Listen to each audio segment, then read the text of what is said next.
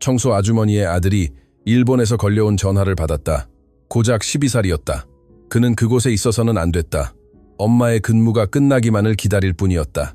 몇 분 후 SEO 백만장자의 가장 큰 계약이 안전해졌고 그것이 모든 것을 바꾸었다. 민지로사는 집을 나서기 전 세 번째로 고무장갑을 다시 고쳐 꼈다.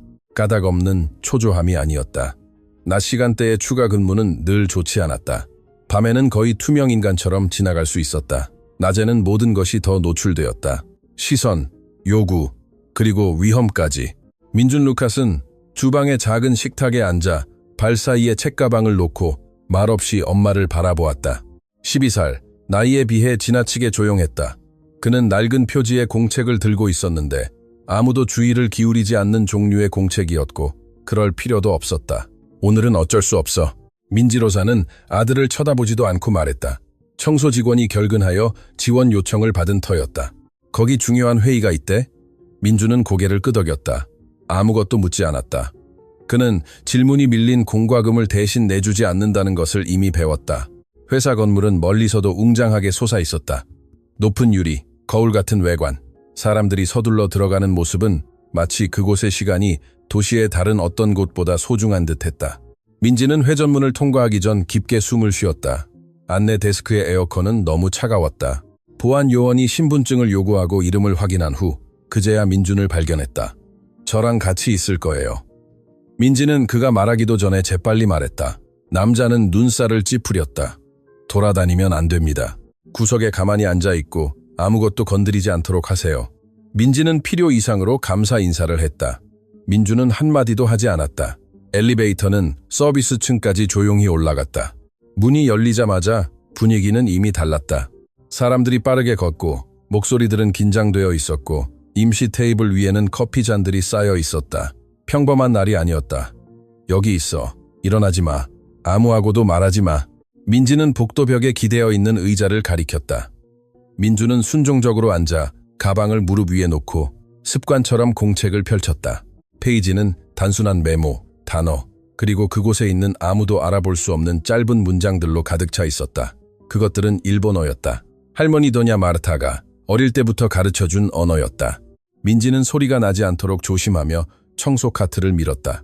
그럼에도 불구하고 하이힐을 신은 한 여성이 빠르게 지나가며 그녀에게 차가운 시선을 던졌다.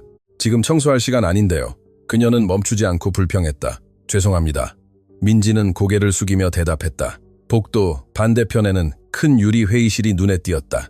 그 안에서 정장 차림의 남녀들이 낮게 그러나 절박하게 이야기하고 있었다. 그들 중 한 명은 휴대전화를 든 채 다친 표정으로 이리저리 걷고 있었다. 이태오 상무, 세바스티안, 베가는 소리치지 않았다. 그럴 필요가 없었다. 그의 존재 자체가 그 역할을 대신했다. 오늘은 절대 실패해서는 안 됩니다. 그는 단호하게 말했다. 이 계약이 무너지면 그 여파는 심각할 겁니다. 아무도 대답하지 않았고 그저 고개만 끄덕였다. 민지는 닫힌 문 근처 바닥을 닦다가 회의실에서 흘러나오는 단편적인 말들을 들었다. 일본, 확인, 마감일. 그녀는 그 맥락을 이해하지 못했지만 그 무게를 느낄 수 있었다. 공기를 더 무겁게 만드는 종류의 무게였다. 민준도 들었다. 전부가 아니라 뭔가 심각한 일이 걸려 있다는 것을 감지할 만큼만. 그는 다시 공책으로 시선을 내리고 연필로 쓴 거의 지워진 단어 위로 손가락을 훑었다. 할머니가 집에 있을 때 짙은 억양과 슬픈 미소로 자주 되풀이하던 말이었다. 민주는 천천히 공책을 닫았다. 청소 카트가 바닥에 이음매를 지날 때 더 큰 소리를 냈다. 좀 더 조심해 주시겠어요? 복도 끝에서 누군가 불평했다. 예, 손님. 민지는 서둘러 대답했다. 그녀는 몸이 긴장되는 것을 느꼈다. 그곳에서는 어떤 실수든 실제보다 더 크게 느껴지는 듯했다. 어떤 잘못된 발걸음도 근무 시간이나 일자리 자체를 잃게 할 수 있었다. 회의실에서 한 직원이 상기된 얼굴로 통화를 하며 나오다가 민준과 거의 부딪힐 뻔했다. 그는 그가 앉아있는 것을 보고 멈춰섰다. 여기가 이제 타가소인가? 그는 큰 소리로 말했고 지나가던 사람들에게 불편한 웃음을 자아냈다. 민지는 들었지만 못 들은 척했다. 민주는 얼굴이 화끈거리는 것을 느꼈지만 반응하지 않았다. 그저 고개를 숙일 뿐이었다. 회의실 안의 긴장감은 고조되었다. 흩어진 서류들, 동시에 말하는 사람들, 시간이 다 되어 간다고 말하는 누군가의 목소리. 이태호 상무는 탁자를 한 번 쳤다. 아무도 이 문제를 해결하지 못하면 이제 어떤 말도 소용없습니다. 그 뒤에 찾아온 침묵은 무거웠다. 그때 민지는 급한 지시를 받았다. 저쪽 지원구역을 지금 당장 청소해야 합니다. 곧 사람들이 이동할 거예요. 그녀는 고개를 끄덕이고 가장 중요한 회의실 근처에 지정된 공간으로 카트를 밀었다. 민주는 의자에서 일어나 몇 걸음 뒤를 따랐다. 엄마가 아침부터 가르쳐준 대로 주의를 끌지 않고 공간을 차지하지 않고 그곳의 복도는 더 작고 더 좁고 더 감시받는 듯했다. 공기에는 뭔가 일어날 것 같은 이상한 느낌이 감돌았다.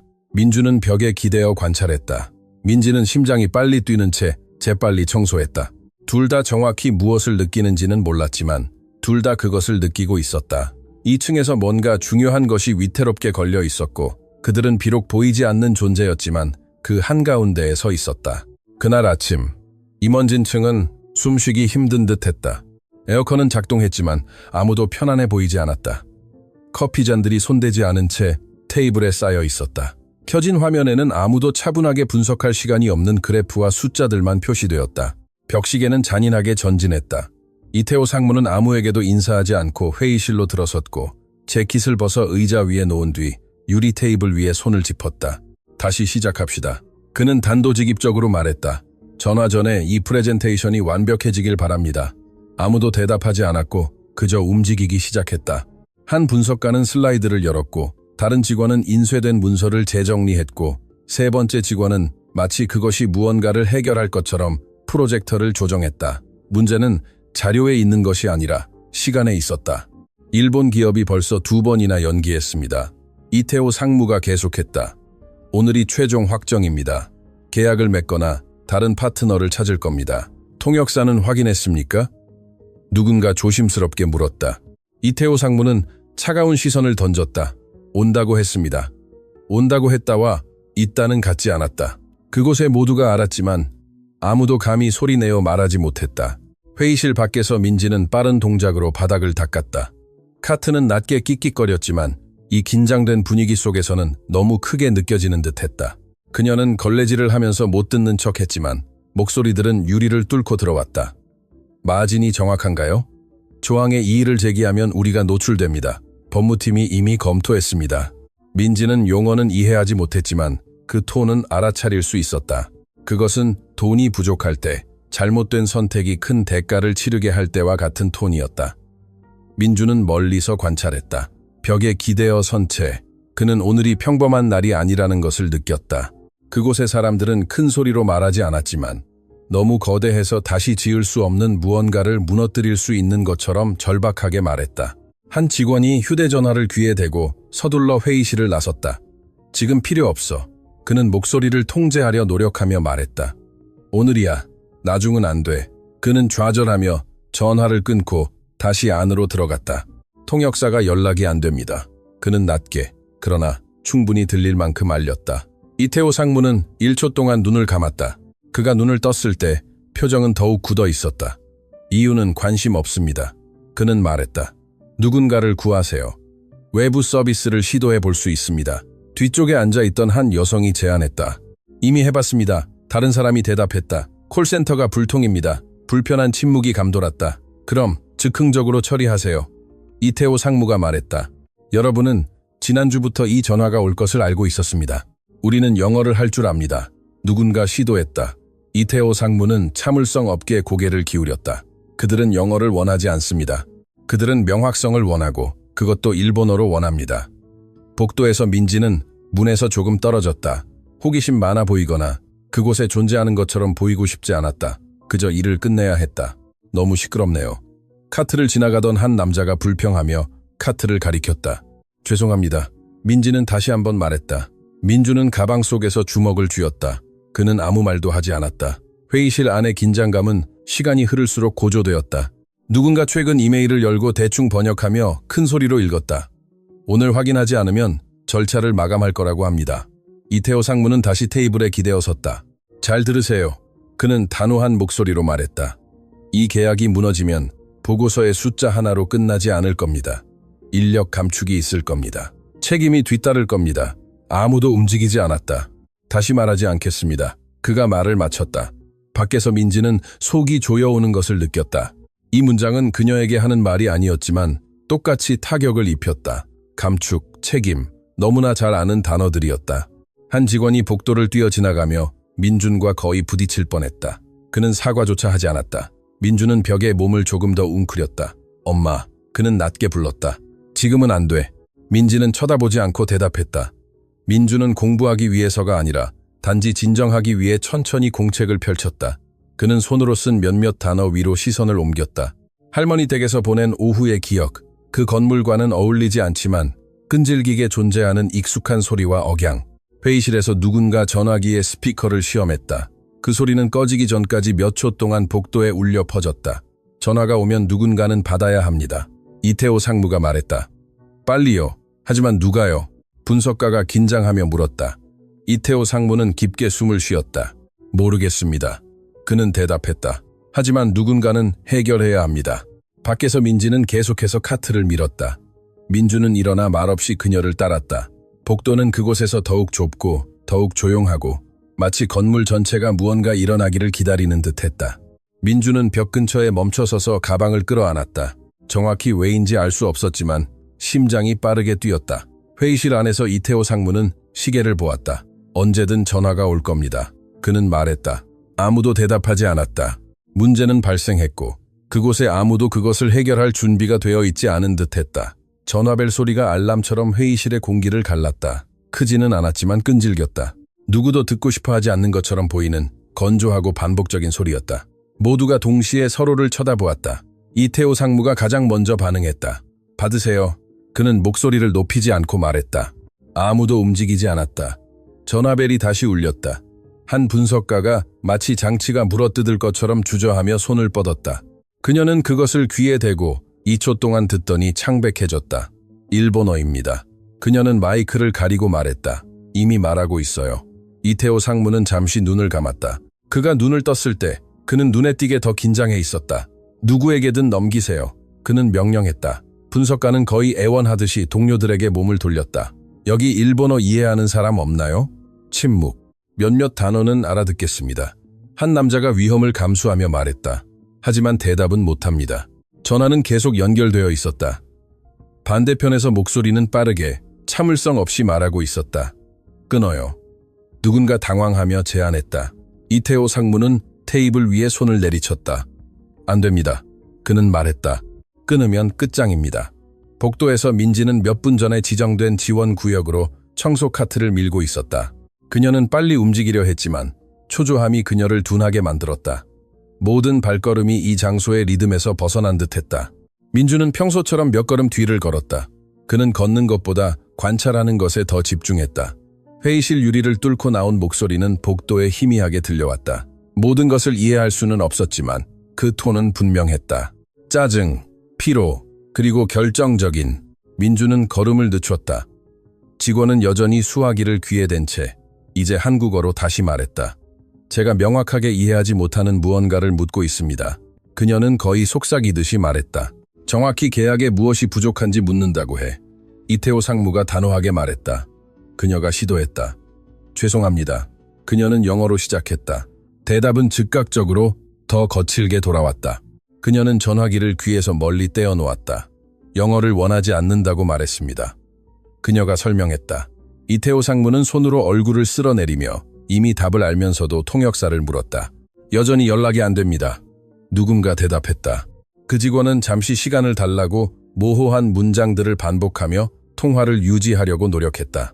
몇 초가 흐르는 동안 복도에서 민주는 완전히 멈춰섰다. 반대편 목소리는 이제 스피커폰을 통해 들려왔는데 직원이 설정을 바꾸려다가 실수로 활성화시킨 것이었다. 민주는 완전한 문장 하나를 이해했고 이어서 다른 문장을 이해했다. 그의 심장이 빨라졌다. 엄마, 그는 낮게 불렀다. 민지는 깜짝 놀라 즉시 돌아섰다. 지금은 안 돼, 민준. 하지만 아이는 엄마를 쳐다보지 않고 회의실을 바라보고 있었다. 끊겠다고 말하고 있어요. 그는 자신이 의도한 것보다 더 크게 말하고 있다는 것을 깨닫지 못하고 중얼거렸다. 민지는 바닥이 꺼지는 것을 느꼈다. 민준, 조용히 해. 그녀는 거의 공황 상태로 속삭였다. 하지만 회의실에 누군가가 들었다. 임원 중 한 명이 유리문을 열고 물었다. 누가 말했지? 민주는 침을 삼켰고 모든 시선이 한꺼번에 자신에게 쏠리는 것을 느꼈다. 저 아이인가요?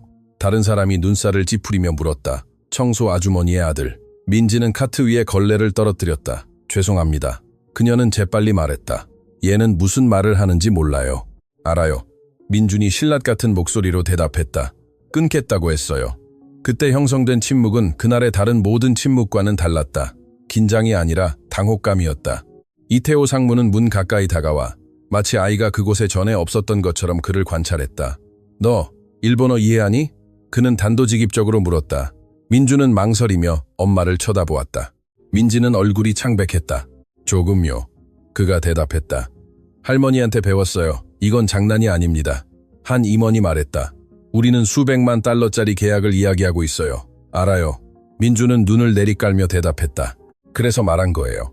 전화는 여전히 연결되어 있었다. 반대편 목소리는 참을성이 점점 커지는 상태로 무언가를 반복하고 있었다. 직원은 무엇을 해야 할지 모른 채 두 손으로 수화기를 잡고 있었다. 그거 대답해. 이태호 상무가 갑자기 말했다. 그것은 친절한 요청이 아니라 지친 명령이었다. 직원은 전화기를 그의 방향으로 내밀었지만 이태호 상무는 받지 않았다. 그는 민준을 바라보았다. 이해한다고 했지. 말해봐. 지금 뭐라고 말하고 있니? 민준은 깊게 숨을 쉬었다. 여기 일본어를 할 줄 아는 사람이 있냐고 묻고 있어요. 그가 대답했다. 그리고 없으면 끊을 거라고요. 임원 중 한 명이 긴장된 웃음을 터뜨렸다. 말도 안 돼. 이태호 상무는 웃지 않았다. 전화기 반대편에서 작은 딸깍 소리가 났다. 통화가 끊어지기 직전이었다. 민주는 자신도 모르게 한 걸음 앞으로 나섰다. 제가 대답해도 될까요? 그가 말했다. 안 됩니다. 누군가 즉시 대답했다. 이건 어른들의 일입니다. 얘는 아이예요. 또 다른 사람이 말했다. 이건 미친 짓이야. 민지는 다리가 떨리는 것을 느꼈다. 민준, 이리 와. 그녀는 거의 울면서 부탁했지만 전화기가 다시 삐 소리를 냈다. 짧은 경고음, 마지막 기회입니다. 반대편의 목소리가 이제 일본어를 이해하지 못하는 사람에게도 들릴 만큼 명확하게 말했다. 민준은 단어, 톤, 그리고 결단력을 알아차렸다. 그는 이태호 상무를 바라보았다. 끊을 거예요. 그는 이제 말했다. 이태호 상무는 너무나 긴 2초 동안 아이를 바라보았다. 그런 다음 주위를 둘러보았다. 그는 준비되었고 높은 급여를 받는, 하지만 대답하지 못하는 어른들로 가득 찬 회의실을 보았다. 말하게 하세요. 이태호 상무가 마침내 말했다. 만약 잘못되면. 누군가 시작했다. 책임은 내가 집니다. 그가 말을 잘랐다. 하지만 지금 끊으면 어차피 끝장입니다. 직원은 떨리는 손으로 전화기를 민준에게 가까이 가져갔다. 복도는 이 결정에 비해 너무 좁게 느껴졌다. 민준은 1초 동안 눈을 감았다. 그는 할머니를 기억했다. 그녀가 인내심 있게 발음을 교정해주던 방식. 그는 눈을 떴다. 안녕하세요. 그는 일본어로 말했다. 12살짜리 아이에게는 너무 단호한 목소리로 거의 완벽한 발음이었다. 모두가 얼어붙었고 그 뒤에 온 침묵은 더 이상 두려움이 아니라 충격이었다. 민준의 첫 대답은 빠르지 않았고 조심스러웠다. 안녕하세요. 그는 이제 조금 더 단호하게 반복했다. 잠시만 기다려 주십시오. 전화기 반대편의 목소리가 멈췄다. 회의실 안에서 아무도 움직이지 않았다. 축하도, 들릴 만한 놀라움도 없었다. 단지 예상치 못한 일이 일어났을 때 아무도 어떻게 반응해야 할지 모를 때 생기는 그 불편한 침묵만이 있었다. 이태호 상무는 아이를 주의 깊게 관찰했다. 그의 얼굴에는 감정이 없었고 계산과 평가만이 있었다. 그는 지금이 모든 것을 해결하거나 영원히 악화시킬 수 있는 순간이라는 것을 알았다. 지금 무엇이 필요한지 물어보세요. 그는 거의 들리지 않게 낮게 말했다. 민주는 살짝 고개를 끄덕였다. 그는 뒤를 돌아보거나 엄마를 찾지 않았다. 전화기는 그의 손에서 약간 떨렸지만 그는 목소리를 안정시켰다. 확인을 위해 무엇이 더 필요합니까? 그는 일본어로 물었다. 대답은 너무 길었다. 민주는 잠시 눈살을 찌푸렸다. 이해하지 못해서가 아니라 듣고 있는 내용을 머릿속으로 정리해야 했기 때문이었다. 그것들은 그가 익숙한 것보다 더 기술적인 용어였다. 그는 깊게 숨을 쉬었다. 2가지 사항을 확인해야 한다고 말합니다. 그가 번역했다. 마감일과 책임에 대한 조항입니다. 회의실에 중얼거림이 퍼졌다. 무슨 조항? 한 임원이 이미 문서를 펼치며 물었다. 민주는 다시 전화기로 돌아가 조심스럽게 물었다. 남자는 이제 더 빠르게, 덜 공격적으로 여전히 참을성은 없지만 주의 깊게 대답했다. 민주는 끝까지 들었다. 배송 지연에 관한 것입니다. 그가 설명했다. 오늘 안에 공식적인 서면 보증을 원합니다. 이태호 상무는 손으로 재빨리 제스처를 취했다. 법무팀이 이미 그것을 조정 중이며 몇 분 안에 이메일을 보낼 것이라고 말해. 민주는 고개를 끄덕였지만 반복하기 전에 망설였다. 문구에 뭔가 조정이 필요하다는 것을 그는 알았다. 잠깐만요. 그는 낮게 말했다. 그렇게 말하면 모호한 약속처럼 들립니다. 이태호 상무는 그를 뚫어지게 쳐다보았다. 그럼 너는 어떻게 말하겠니? 민주는 2초 동안 생각했다. 저는 문서가 이미 최종 검토 중이며 발송이 예정되어 있다고 말할 것입니다. 그가 대답했다. 우리가 시도할 것이라는 말이 아니라. 이태호 상무는 천천히 고개를 끄덕였다. 일리가 있군. 민주는 다시 전화기로 돌아갔다. 대답은 더 짧게 돌아왔다. 이번에는 반대편의 톤이 바뀌어 있었다. 더 이상 위협이 아니라 협상이었다. 민주는 자신도 모르게 어깨를 약간 풀었다. 누가 말하고 있는지 알고 싶어 합니다. 그가 혼란스러운 듯 번역했다. 임원 중 한 명이 긴장된 웃음을 터뜨렸다. 그에게 말하세요. 누군가 시작했다. 이태호 상무가 말을 가로막았다. 내 이름만 말해. 민주는 침을 삼켰다. 제 이름은 민준입니다. 그가 말했다. 잠시 멈춤이 있었다. 대답은 전보다 더 부드럽게 돌아왔다. 제가 협상을 담당하는 사람이냐고 물었습니다. 그가 혼란스러워하며 번역했다. 이태호 상무는 한 걸음 다가섰다. 책임팀을 보조하고 있다고 말해. 그가 지시했다. 민주는 단어를 신중하게 고르며 반복했다. 남자는 그가 즉시 이해하지 못한 무언가를 대답했다. 한 단어가 빠졌다. 그는 1초 동안 눈을 감았다. 다시 한번 말씀해 주시겠어요? 그는 일본어로 부탁했다. 조금만 더 천천히요. 회의실 전체가 숨을 멈췄다. 반복은 더 명확하게 돌아왔다. 민주는 이해했다. 계약에 서명할 사람의 이름을 원합니다. 그는 이태호 상무를 바라보며 말했다.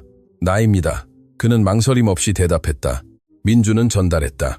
대화는 몇 분 더 이어졌다. 길지 않았지만 밖에서 지켜보는 사람들에게는 영원처럼 느껴졌다.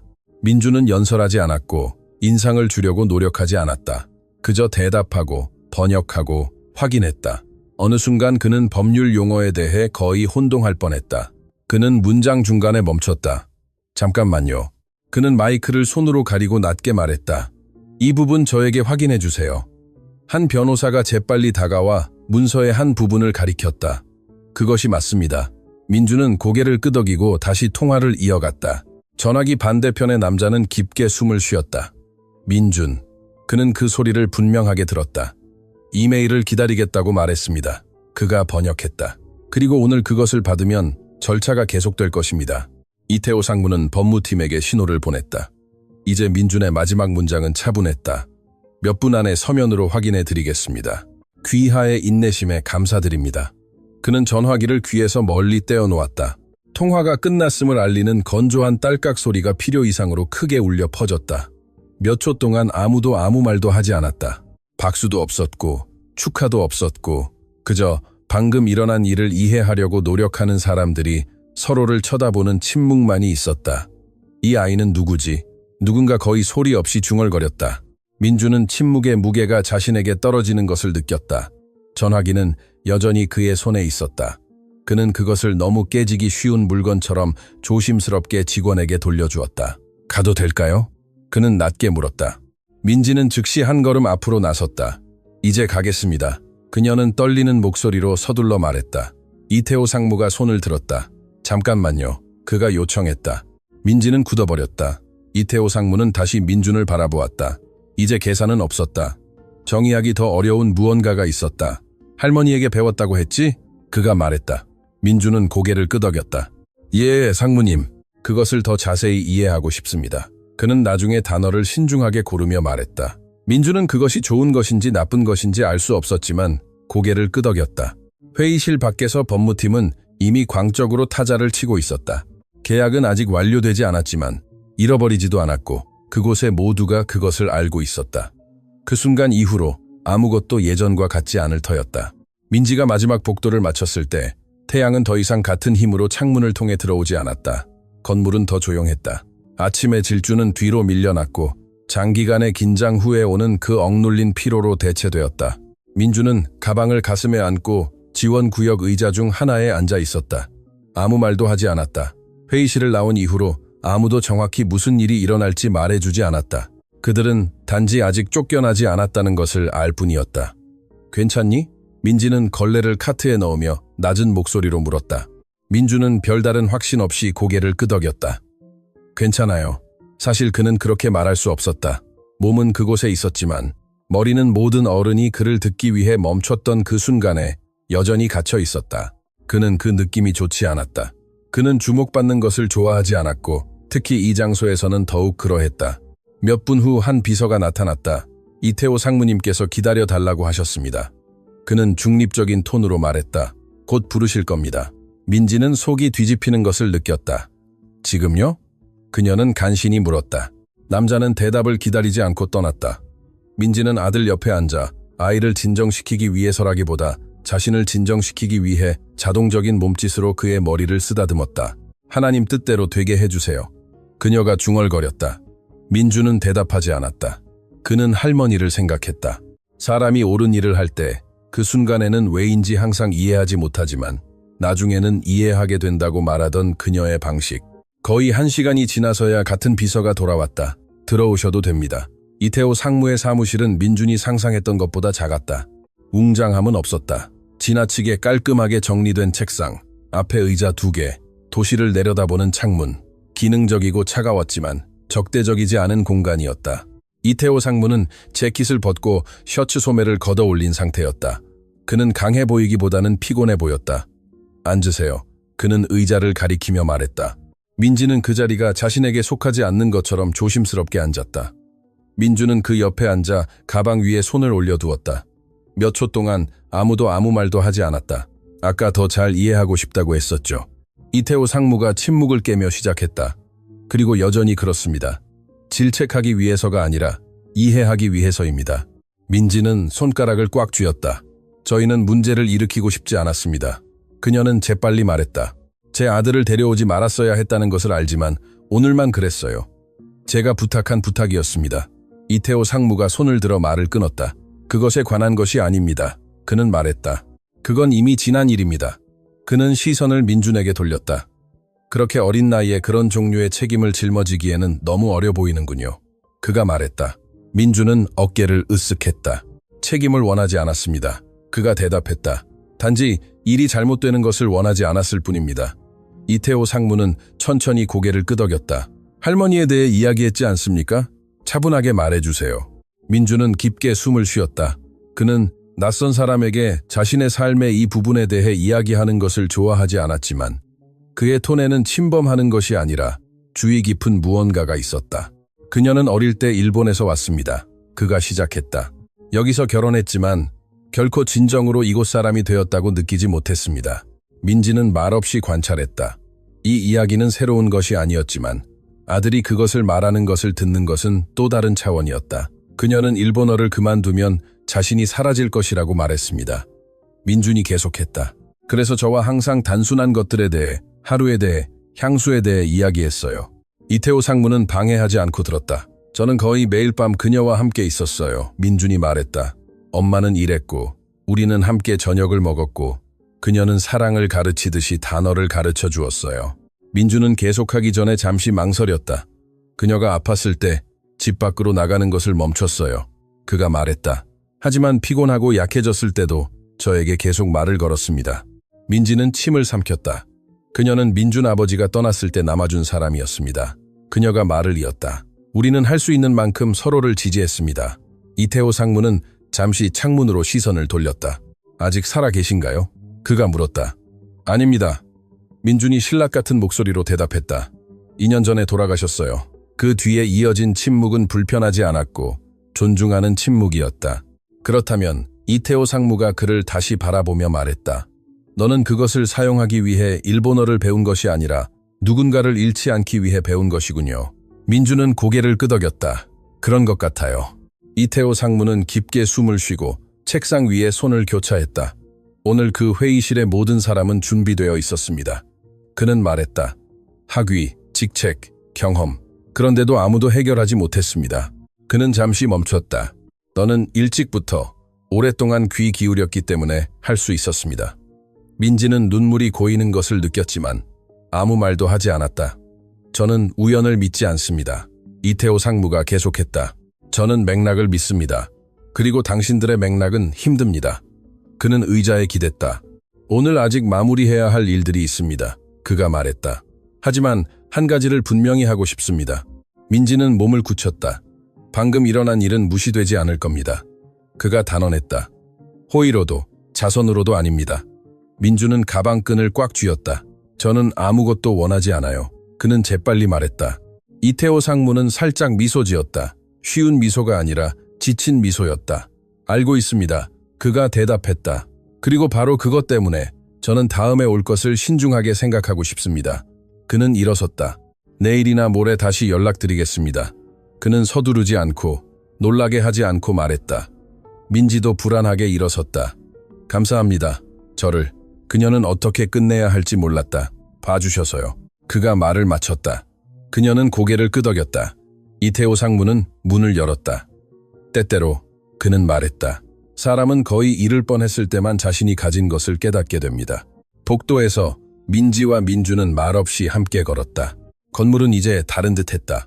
덜 차가워진 것은 아니었지만 달랐다. 엄마. 엘리베이터 근처에서 민준이 말했다. 제가 잘한 거죠? 민지는 멈춰섰다. 그녀는 아들을 단호하게 바라보았다. 잘했어. 그녀가 대답했다. 다른 아무 일도 일어나지 않더라도. 민주는 깊게 숨을 쉬었다. 그 다음에 무슨 일이 올지 알 수 없었지만 아침부터 처음으로 자신이 한 일에 대해 두려움을 느끼지 않았다. 다음 날 아침 회사는 다르게 깨어났다. 더 침착해진 것은 아니었고 단지 덜 혼란스러웠을 뿐이었다. 일본과의 계약은 여전히 조정, 검토, 서명을 요구했다. 아무것도 공식적으로 마감되지 않았다. 그럼에도 불구하고 아무도 붕괴에 대해 더 이상 이야기하지 않았다. 이태호 상무는 대부분의 직원보다 일찍 도착했다. 그는 평소처럼 긴 인사 없이 건물로 들어섰지만 그의 무언가는 패턴에서 벗어나 있었다. 불안감이 아니라 불편함이었다. 그는 안내 데스크를 지나 곧장 사무실로 올라갔다. 주머니에서 휴대폰을 꺼내 전날 밤 보낸 이메일을 다시 읽었다. 일본 파트너의 확인은 객관적이었고 칭찬도 열광도 없이 그저 전문적이었다. 현실 세계에서는 항상 그렇게 작동했다. 그럼에도 불구하고 이태호 상무는 머릿속에서 한 이미지를 지울 수 없었다. 낡은 가방을 든 채 복도에 앉아있는 아이. 잘 준비된 어른들이 무시하기에는 너무 단순한 문제 앞에서 멈춰섰을 때 그는 의도한 것보다 더 세게 노트북을 닫았다. 얼마 후 그는 법무팀에 전화하여 보고서를 요청했고 세부 사항을 검토했으며 모든 것이 기한 내에 이루어지고 있음을 확인했다. 그가 끝냈을 때 그는 책상 위에 팔꿈치를 기대고 몇 초 동안 그곳에 가만히 있었다. 그에게는 흔치 않은 일이었다. 민지는 평소와 같은 시간에 추가 근무를 위해 도착했다. 그녀는 아무에게도 아무 말도 하지 않았다. 그녀는 유니폼을 입고 카트를 가져와 아무 일도 없었던 것처럼 일을 시작했다. 그것이 그녀가 살아남는 방식이었다. 기대를 만들지 않는 것. 하지만 시선이 바뀌어 있었다. 한 여직원이 고개로 그녀에게 인사했다. 한 남자가 불평 없이 복도에서 자리를 비켜주었다. 작은 몸짓들, 명시적이지는 않았지만 여전히 달랐다. 민지는 그것을 알아차렸다. 그녀는 알아차리지 못한 척했다. 민주는 그날 그곳에 없었다. 학교가 다시 수업을 시작했다.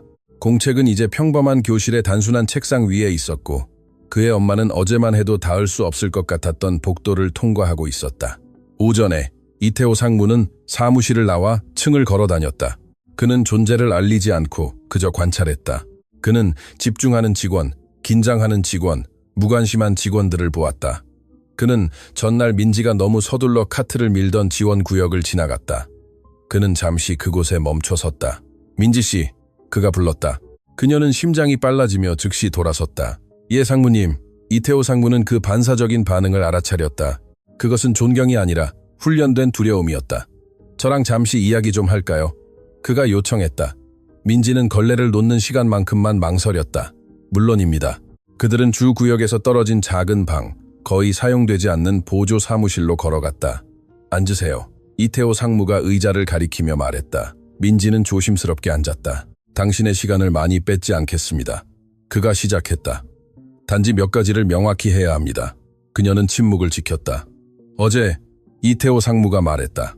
당신은 누군가 말하기도 전에 여러 번 사과했습니다. 민지는 무릎 위에 손을 꽉 쥐었다. 습관입니다. 그녀가 대답했다. 사람은 미리 예상하는 것을 배웁니다. 이태호 상무는 몇 초 동안 조용히 있었다. 왜 아들을 데려왔습니까? 그는 가혹함 없이 물었다. 민지는 깊게 숨을 쉬었다. 선택의 여지가 없었기 때문입니다.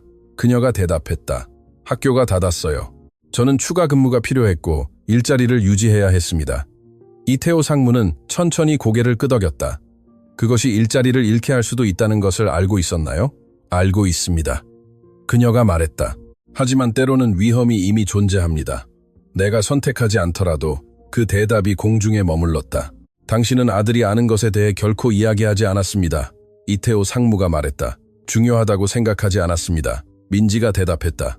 이런 종류의 장소에서는요. 이태호 상무는 의자에 등을 기댔다. 이런 종류의 장소. 그가 되풀이했다. 그것이 저를 불편하게 만드는 것입니다. 그는 조금 앞으로 몸을 기울였다. 어제 잘나가는 전문가들로 가득 찬 회의실이 멈춰섰습니다. 그가 말했다. 무능력 때문이 아니라 구조 때문이었습니다. 습관 때문이었고 특정 자원이 항상 같은 곳에서 온다고 가정했기 때문이었습니다. 민지는 대답하지 않았다. 당신의 아들은 계약을 구한 것이 아닙니다. 이태호 상무가 계속했다. 그는 대화를 구했습니다. 왜냐하면 그는 먼저 귀 기울였고 작아 보이는 것을 두려워하지 않았기 때문입니다. 민지는 눈이 뜨거워지는 것을 느꼈지만 자세를 유지했다. 운이 아니었습니다. 그가 말했다. 그것은 품성과 관심이었습니다. 이태호 상무가 일어섰다. 저는 이것이 일어나지 않은 척하지 않을 겁니다. 그가 단언했다. 그리고 그것을 구경거리로 만들지도 않을 겁니다. 그는 문으로 걸어갔다가 다시 그녀에게로 돌아섰다. 제가 이미 말했지만 당신과 당신의 아들이 다른 날 편안하게 근무 시간 외에 다시 여기에 와서 제대로 이야기하기를 바랍니다. 민지는 속이 조여오는 것을 느꼈다. 만약 그것이 그녀가 시작했다. 해고가 아닙니다. 그가 말을 잘랐다. 경고도 아닙니다. 그녀는 의심스러운 듯 그를 바라보았다. 저는 생각할 시간이 필요합니다. 이태호 상무가 계속했다. 그리고 당신들은 이것이 무엇을 의미하는지 이해해야 합니다. 민지는 일어섰다. 불러주셔서 감사합니다. 그녀는 그것이 좋은 것인지 나쁜 것인지 알지 못한 채 말했다. 이태호 상무가 문을 열었다. 때때로 그는 말했다. 회사는 그 안에 누가 있는지 기억하기 위해 맞서야 할 필요가 있습니다. 민지는 마음이 무거웠지만 다른 느낌으로 방을 나섰다. 안도감도 희망도 아니었고 단지 주의 깊은 느낌이었다.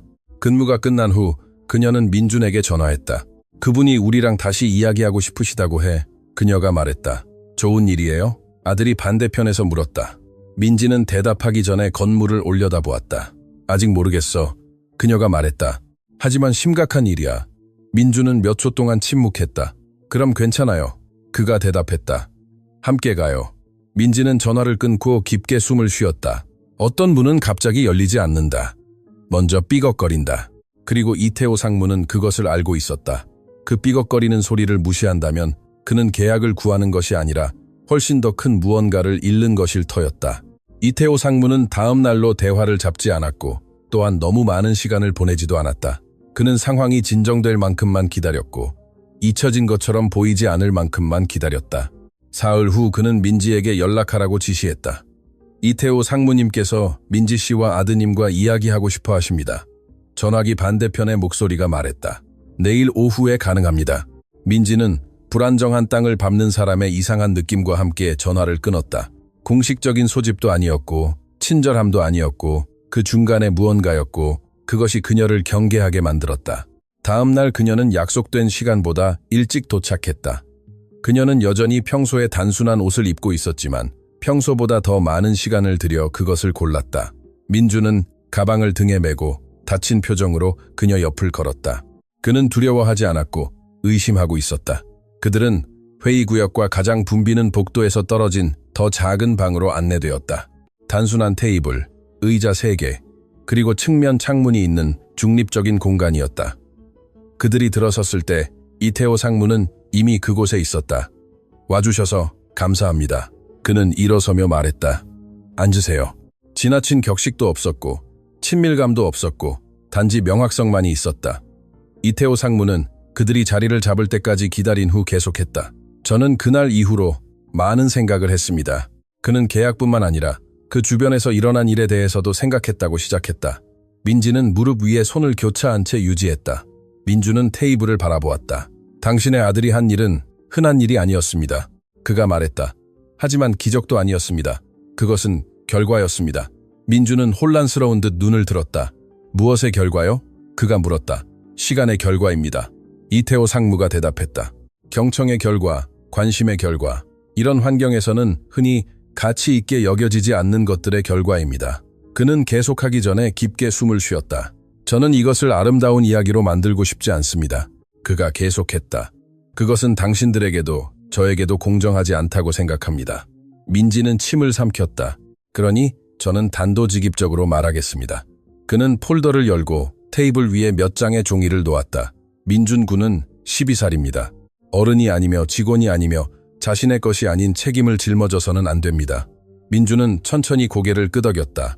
그래서 이태호 상무가 말했다. 제가 하는 어떤 제안도 지금에 관한 것이 아니라 다음에 올 것에 관한 것입니다. 그는 종이 중 하나를 그들 쪽으로 밀었다. 저는 민준 군에게 언어 교육, 특히 일본어를 포함하여 교재, 교통편, 그리고 교육적 동행이 제공되는 장학금을 제안하고 싶습니다. 민준은 눈을 크게 떴다. 저는 이것을 요청하지 않았습니다. 그는 재빨리 말했다. 알고 있습니다. 이태호 상무가 대답했다. 바로 그래서 제가 제안하는 것입니다. 민지는 심장이 세게 뛰는 것을 느꼈다. 그리고 그것은 호의가 아닙니다. 그가 계속했다. 그것은 투자입니다. 왜냐하면 구조 없는 재능은 길을 잃기 때문입니다. 민주는 아래 십수를 깨물었다. 저 때문에 엄마에게 문제가 생기는 것을 원하지 않아요. 그가 말했다. 이태호 상무는 민지에게로 몸을 돌렸다. 당신의 엄마에게는 문제가 없을 겁니다. 그가 단언했다. 오히려 그 반대입니다. 그는 또 다른 문서를 꺼냈다. 민지 씨, 저는 당신의 현재 계약이 정확히 어떻게 작동하는지 모르지만 그가 말했다. 그것이 공정하지 않다는 것은 압니다. 민지는 얼굴이 화끈거리는 것을 느꼈다. 밤에 일합니다. 그녀가 대답했다. 연락이 오면 추가 근무를 하고요. 그리고 당신은 한계 속에서 살고 있습니다. 그가 말을 이었다. 그것도 지속 가능하지 않습니다. 그는 조심스럽게 옵션들을 설명했다. 근무 시간 조정, 연구팀 정규직 계약, 기본적인 복지 혜택, 현실에서 벗어난 것도 상처럼 보이는 것도 없었다. 저는 일어난 일에 대한 대가로 돈을 제공하는 것이 아닙니다. 그가 말했다. 저는 당신이 일과 아들을 보호하는 것 사이에서 선택할 필요가 없도록 존엄성을 제공하는 것입니다. 침묵이 방을 채웠다. 민주는 엄마를 쳐다보았다. 민지는 무슨 말을 해야 할지 몰랐다. 이 모든 것이 한 번에 받아들이기에는 너무 거대해 보였다. 제가 받아들일 수 있을지 모르겠습니다. 민지가 마침내 말했다. 이런 것을 받아본 적이 없어서요. 이태호 상무는 고개를 끄덕였다. 받아들이는 것은 구걸하는 것이 아닙니다. 그가 대답했다. 그것은 이전에 기능만 있었던 곳에서 누군가가 가치를 보았다는 것을 인정하는 것입니다. 민주는 가방끈을 꽉 쥐었다. 우리 할머니는 그가 망설이며 시작했다. 이것을 좋아했을 거예요. 이태호 상무는 살짝 미소 지었다. 그럴 거라고 생각합니다. 그는 의자에 기댔다. 지금 당장 대답이 필요하지 않습니다. 그가 말했다. 생각해보세요. 이야기 나누세요. 원할 때 돌아오세요. 민지는 깊게 숨을 쉬었다. 만약 저희가 거절하면요? 그녀가 물었다.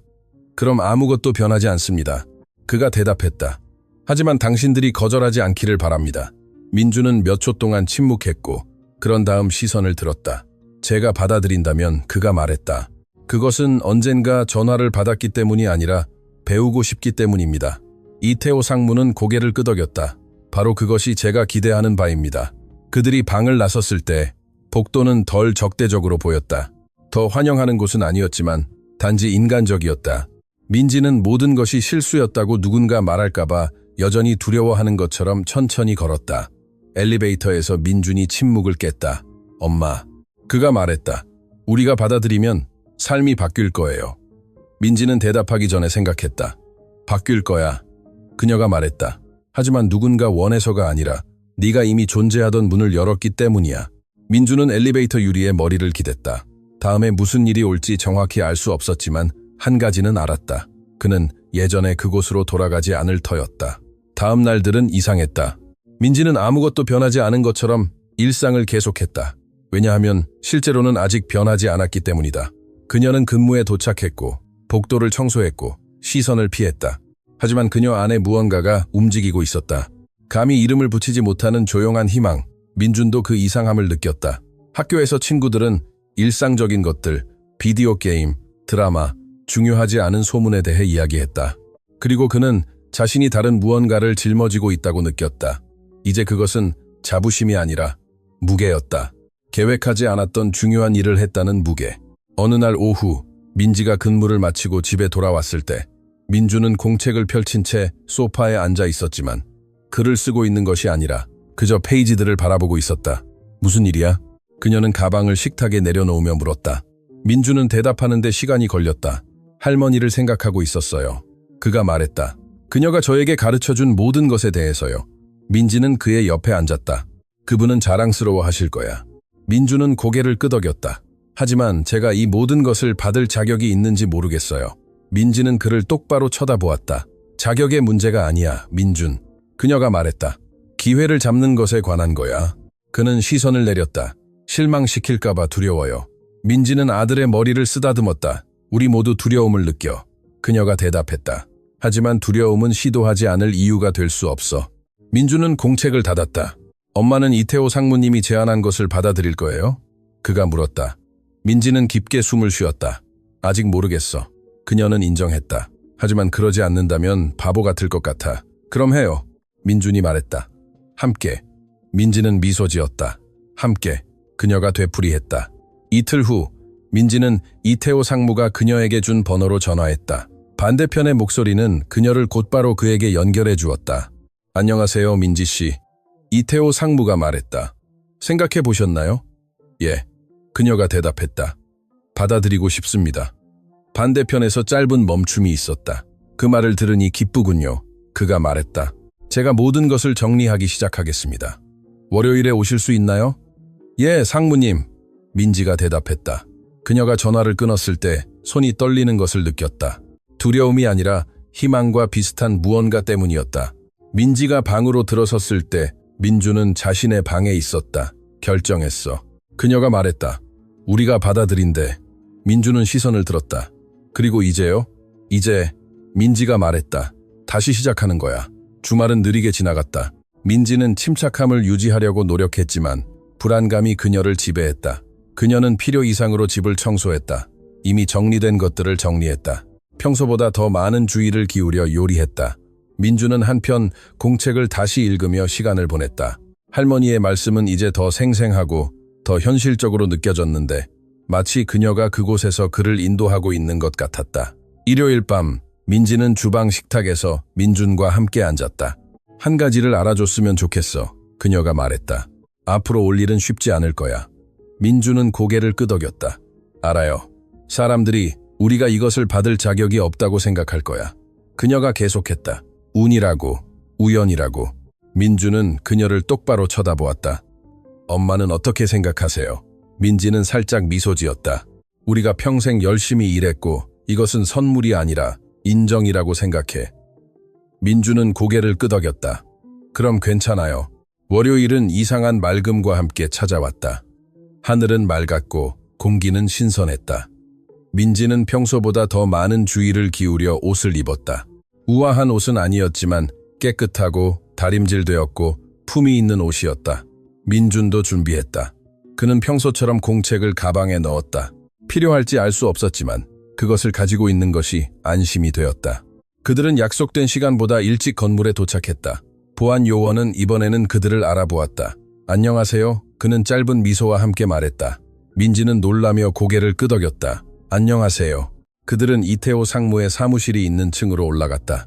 이번에는 공기에 긴장감이 없었고 오직 기대감만이 있었다. 그들이 들어섰을 때 이태호 상무는 이미 그들을 기다리고 있었다. 그는 책상 위에 여러 문서를 정확하게 정리해 두었다. 앉으세요. 그가 말했다. 모든 것을 차분하게 검토합시다. 그들은 다음 1시간 동안 세부 사항을 검토했다. 민준을 위한 학교, 민지를 위한 계약 변경, 혜택, 시간, 책임, 모든 것이 명확하게 설명되었고 작은 글씨도 함정도 없었다. 질문 있습니까? 이태호 상무가 끝에 물었다. 민지는 말하기 전에 망설였다. 왜 이것을 하시는 건가요? 그녀가 물었다. 정말로요. 이태호 상무는 의자에 기댔다. 그날 저는 한 가지를 깨달았기 때문입니다. 그가 대답했다. 이 회사는 자원도 있고 유능한 사람들도 있고 구조도 있지만 우리는 눈앞에 있는 것을 보지 못했기 때문에 모든 것을 잃을 뻔했습니다. 그는 민준을 바라보았다. 당신의 아들은 단지 문제를 해결한 것이 아닙니다. 그는 저에게 재능은 어디에나 있지만 때로는 우리가 올바른 장소에서 그것을 찾지 않는다는 것을 보여주었습니다. 민지는 눈물이 고이는 것을 느꼈다. 감사합니다. 그녀는 간단하게 말했다. 이태호 상무는 고개를 끄덕였다. 아직 저에게 감사하지 마세요. 진짜 일은 이제 시작입니다. 민주는 테이블 위의 문서들을 보았다. 새 학교에는 언제부터 시작하나요? 그가 물었다. 다음 주부터입니다. 이태호 상무가 대답했다. 이미 당신의 도착에 대해 알고 있습니다. 민주는 현실의 무게를 느끼며 고개를 끄덕였다. 그것은 현실이었다. 일어나고 있었다. 민지는 떨리는 손으로 서류에 서명했다. 각 서명은 한 단계를 닫고 다른 단계를 여는 듯했다. 그녀가 끝냈을 때 이태호 상무가 손을 내밀었다. 연구팀에 오신 것을 환영합니다. 그가 말했다. 민지는 그의 손을 잡았고 오랜만에 처음으로 자신이 투명인간이 아니라는 것을 느꼈다. 민준도 장학금 문서에 서명했다. 그의 서명은 작고 떨렸지만 그곳에 있었다.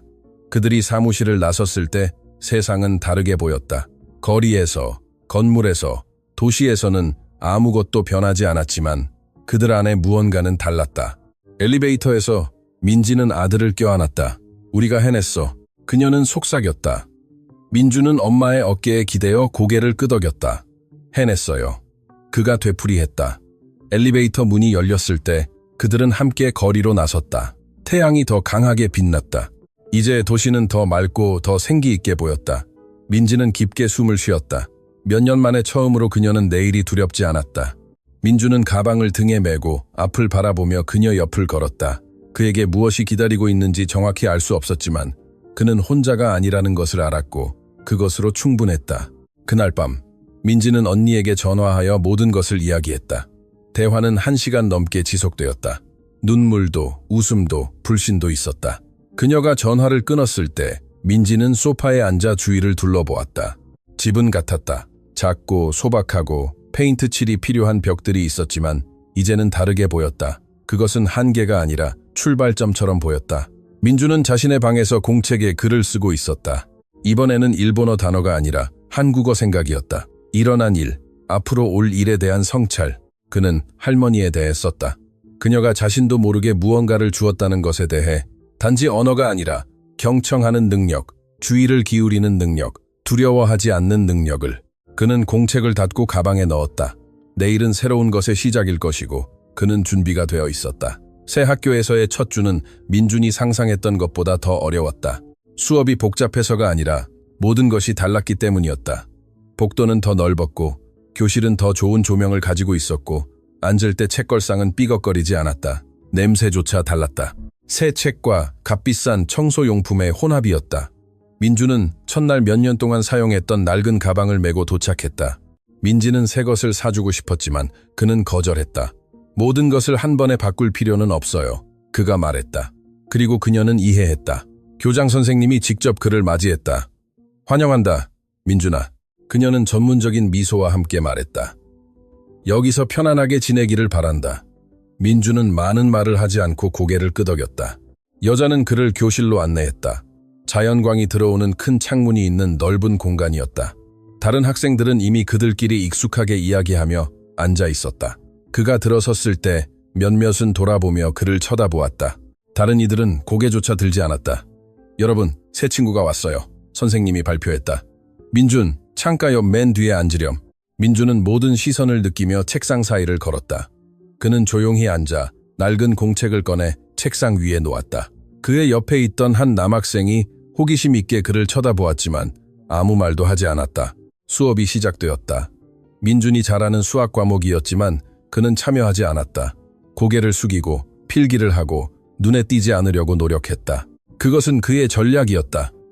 항상 효과가 있었던 전략. 쉬는 시간에 다른 학생들이 운동장으로 달려나갈 때 그는 교실에 남아 있었다. 그는 배가 고프지 않았고 사교하고 싶은 마음도 없었다. 단지 하루가 끝나기를 바랄 뿐이었다. 한 여학생이 나가기 전에 그에게 다가왔다. 안 나갈 거야? 그녀가 물었다. 민주는 고개를 저었다. 저는 여기서 괜찮아요. 여학생은 어깨를 으쓱했다. 내 마음대로 해. 그나저나 나는 윤정이라고 해. 민준이야. 그녀가 이미 알고 있었지만 그가 대답했다. 윤정은 나갔고 민준은 혼자 남았다. 그는 창밖으로 운동장을 바라보았다. 학생 무리들이 이야기하고 웃고 음식을 나누고 있었다.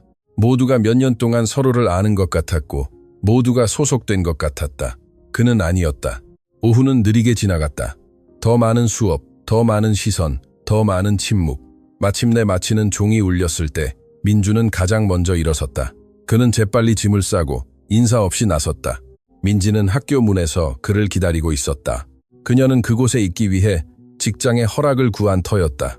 아들이 나오는 것을 보았을 때 그녀는 즉시 그의 얼굴 표정을 알아차렸다. 어땠어? 그들이 버스 정류장으로 걸어가는 동안 그녀가 물었다. 괜찮았어요. 민주는 그녀를 쳐다보지 않고 대답했다. 민지는 그것이 사실이 아니라는 것을 알았지만 더 이상 묻지 않았다. 시간을 줘라고 그녀는 생각했다. 그저 시간이 필요할 뿐이야. 그날 밤 민주는 저녁 식사를 거의 건드리지 않았다. 그는 방에 틀어박혀 공책을 펼쳤다. 그는 한 문장만 썼다. 저는 여기에 소속될 수 있을지 모르겠어요. 다음 날들도 비슷했다. 민주는 수업에 참석하고 주의를 기울이고 숙제를 했지만 아무하고도 말하지 않았고 질문하지 않았고 답을 알아도 손을 들지 않았다. 선생님들이 그것을 알아차리기 시작했다. 교무실에서 그들은 똑똑하지만 너무 조용한 새 학생에 대해 이야기했다. 우리가 그와 이야기해봐야 할까요? 한 선생님이 제안했다. 시간을 줘. 다른 선생님이 대답했다. 긴장하는 건 당연해. 하지만 민지는 편안하게 있을 수 없었다.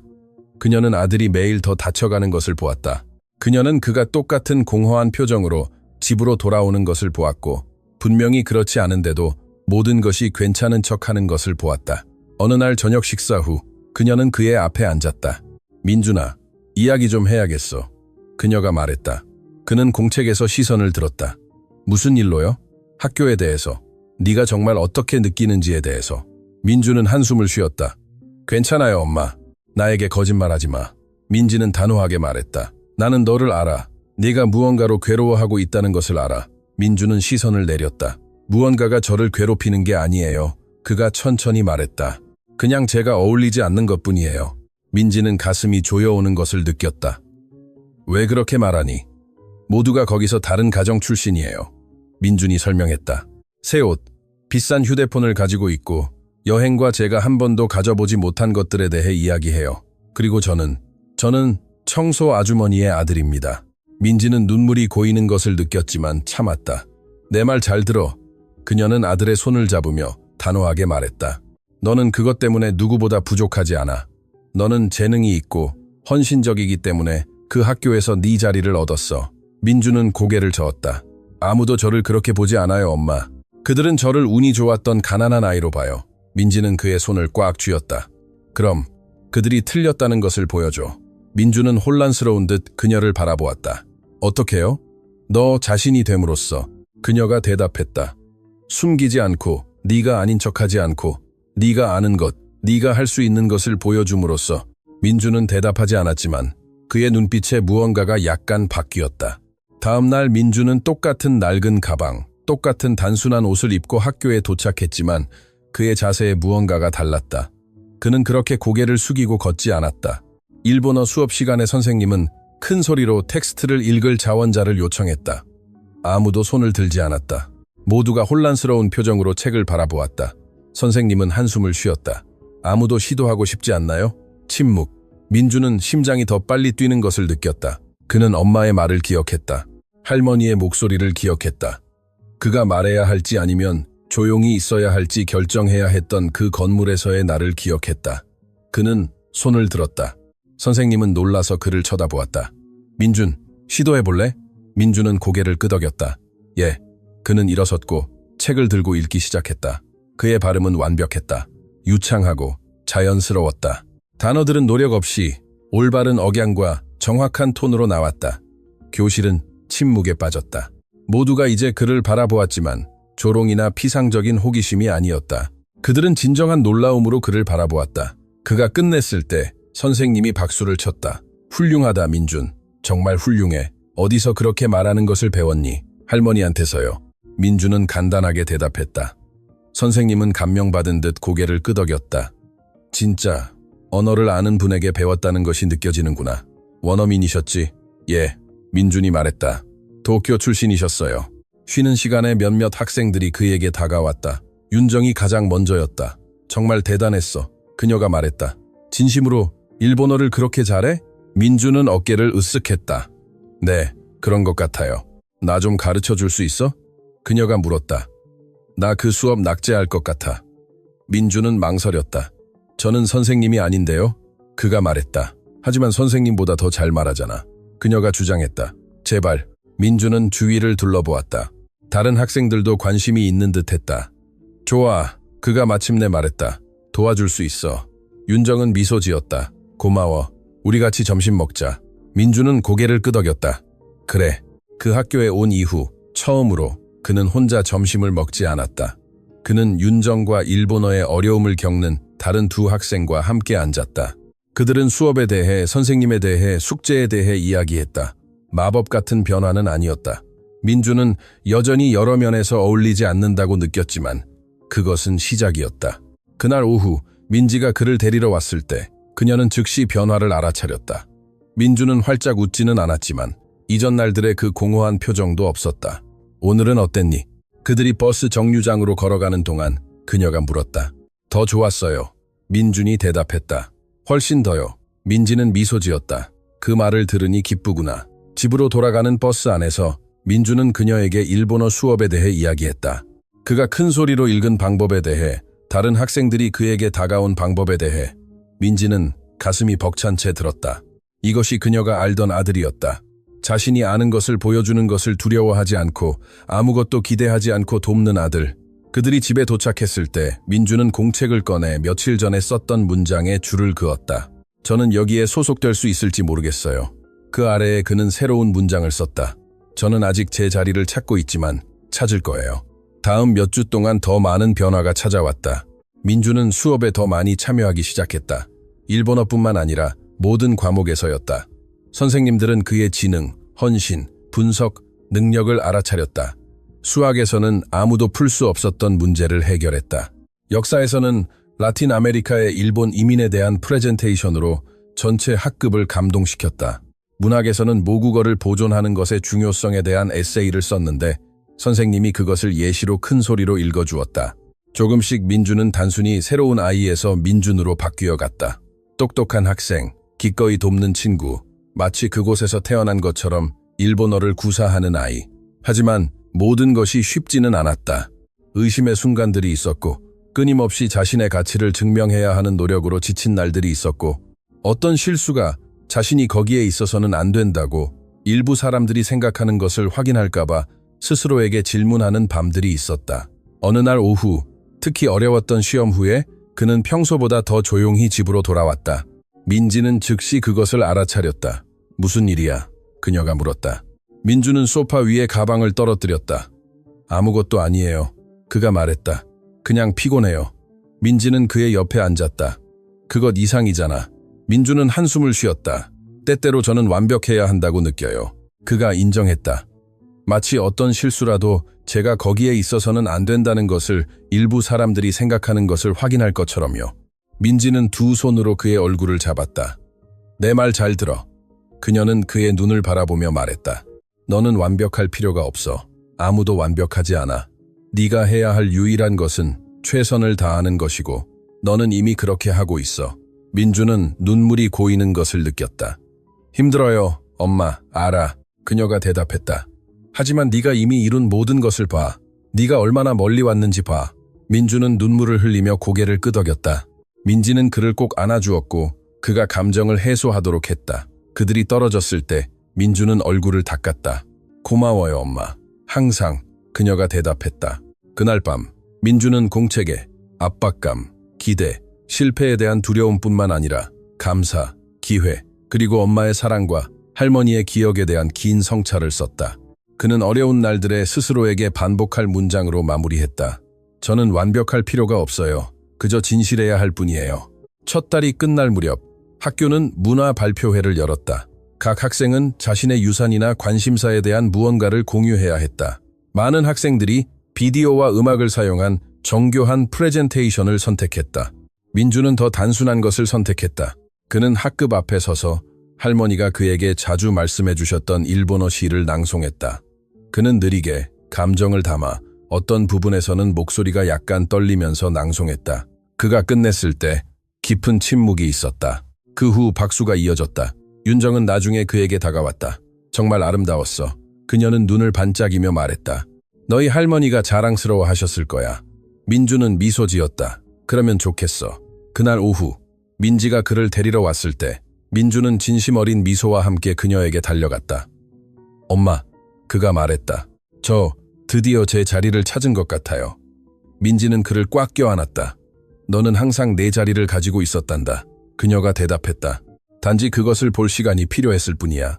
그들은 하루에 대해, 발표에 대해, 주말 계획에 대해 이야기하며 버스 정류장으로 함께 걸었다. 오랜만에 처음으로 둘 다 평화를 느꼈다. 길은 쉽지 않았고 앞으로도 어려움이 있겠지만 이제 그들은 근본적인 것을 알았다. 그들은 혼자가 아니었고 그것이 모든 차이를 만들었다. 민준이 새로운 학교 생활에 적응하는 동안 민지는 그녀 자신의 변화에 직면했다. 야간 근무에서 주간 근무로의 변화는 그녀가 상상했던 것보다 더 중요했다.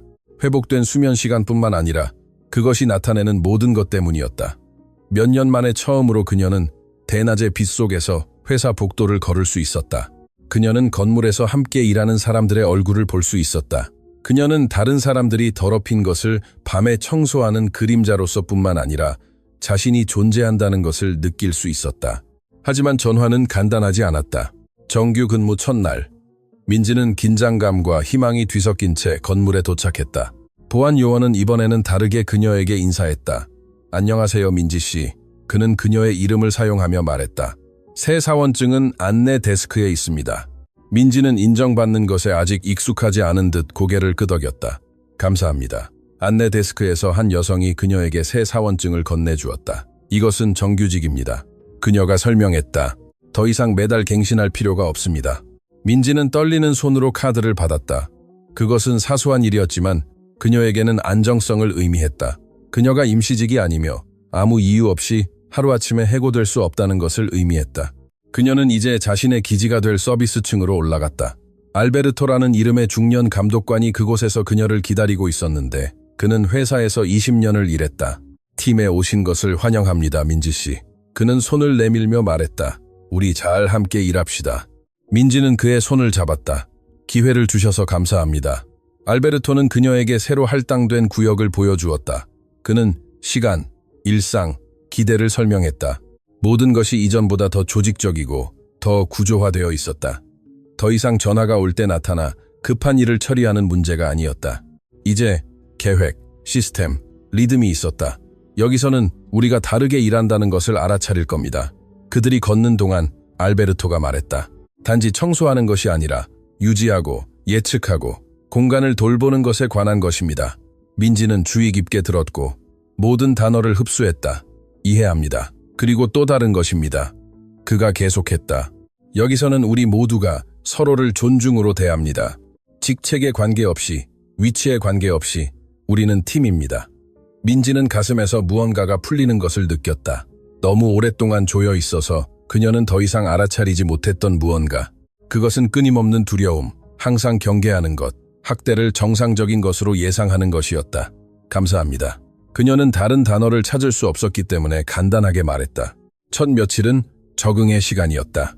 민지는 새로운 동료들, 같은 시간에 일하는 3명의 다른 청소, 팀원들, 2 여성과 1 남성을 만났는데 모두 수년간의 경험을 가지고 있었다. 처음에는 그들이 그녀에게 조심스러웠다. 그녀가 다르게 왔다는 것, 그녀의 이야기가 특별하다는 것을 알았지만 민지는 특별 대우를 기대하지 않았다. 그녀는 열심히 일했고 일찍 도착했고 모든 것을 완료할 때까지 머물렀다. 동료 중 한 명인 패트리샤라는 여성이 첫 주 후에 그녀에게 다가왔다. 당신은 일을 잘하는군요. 그들이 카트를 정리하는 동안 그녀가 말했다. 다른 사람들이 당신 몫을 하기를 기다리지 않네요. 민지는 어깨를 으쓱했다. 그렇게 배웠어요. 패트리샤는 미소 지었다. 티가 나네요. 그나저나 우리 몇 명은 근무 전에 커피를 마셔요. 함께하고 싶으면 환영합니다. 민지는 가슴에 따뜻한 무언가가 퍼지는 것을 느꼈다. 그러고 싶어요. 그녀가 대답했다. 그것은 단순한 몸짓, 평범한 초대였지만 민지에게는 수용을 의미했다. 그녀는 이태호 상무가 도와준 사람이 아니라 동료 중 한 명이라는 것을 의미했다. 아침은 새로운 리듬을 갖기 시작했다. 민지는 일찍 일어났고 민준을 위해 아침 식사를 준비했고 버스 정류장까지 그를 바래다 준 다음 자신의 버스를 타고 직장으로 향했다. 그녀는 근무 15분 전에 도착했다. 패트리샤와 다른 사람들과 함께 커피를 마셨고 일상적인 것들에 대해 이야기했다. 그것은 정상적인 삶이었다. 그리고 진정으로 정상적인 삶을 한 번도 가져본 적이 없는 민지에게는 그것이 비범한 일이었다. 하지만 모든 것이 쉽지는 않았다. 여전히 시선이 있었고 여전히 속삭임이 있었다. 저 사람이 그 사람들이 이야기하는 여자예요. 민지가 어느 날 복도를 지나가다가 들었다. 사장님이 도와준 사람요. 네, 다른 목소리가 대답했다. 일본 계약을 구한 아들 때문에요. 민지는 카트 손잡이를 더 세게 쥐고 계속 걸었다. 그녀는 멈추지 않았고 뒤돌아보지 않았지만 그 말들은 울려 퍼졌다. 그날 밤 민준과 저녁 식사를 하는 동안 그는 그녀의 침묵을 알아차렸다. 괜찮아요, 엄마. 민지는 고개를 끄덕였다. 그냥 피곤해. 하지만 민준은 그녀를 너무 잘 알았다. 그것 이상이잖아요. 민지는 한숨을 쉬었다. 때때로 사람들이 말하는 것을 들어 그녀가 인정했다. 우리가 어떻게 여기에 오게 되었는지에 대해서. 민준은 포크를 내려놓았다. 뭐라고 하는데요? 운이었다고? 호의였다고? 실력이 아니라고? 민지가 설명했다. 그리고 그것이 사실이 아니라는 것을 알지만 때때로 그 말들이 무거워. 민준은 12살이라는 나이에 맞지 않는 성숙함으로 엄마를 바라보았다. 제가 학교에서 뭘 배웠는지 아세요? 그가 말했다. 사람들은 항상 의견을 가질 거라는 거예요. 하지만 중요한 것은 엄마 자신에 대해 아는 것뿐이에요. 민지는 눈물을 글썽이며 미소 지었다. 언제 그렇게 현명해졌니? 저에게 포기하지 않는 법을 가르쳐준 엄마가 있었을 때요. 그가 대답했다. 민지는 식탁 너머로 손을 뻗었고 민준이 그 손을 잡았다. 둘은 잠시 동안 그렇게 침묵 속에 머물렀고 서로에게 혼자가 아님을 상기시켰다. 날들이 몇 주가 되었다. 민지는 새로운 역할에 더 편안함을 느끼기 시작했다. 그녀는 공간을 더 잘 알았고 필요를 예측했고 효율적으로 일했다. 알베르토는 정기적으로 그녀의 업무 수행에 대해 칭찬했다. 어느 날 임원진 사무실 근처를 청소하는 동안 그녀는 이태호 상무가 회의에서 나오는 것을 보았다. 그는 그녀를 알아차리고 다가왔다. 민지 씨, 어떻게 지내십니까? 그가 물었다. 잘 지냅니다, 상무님. 감사합니다.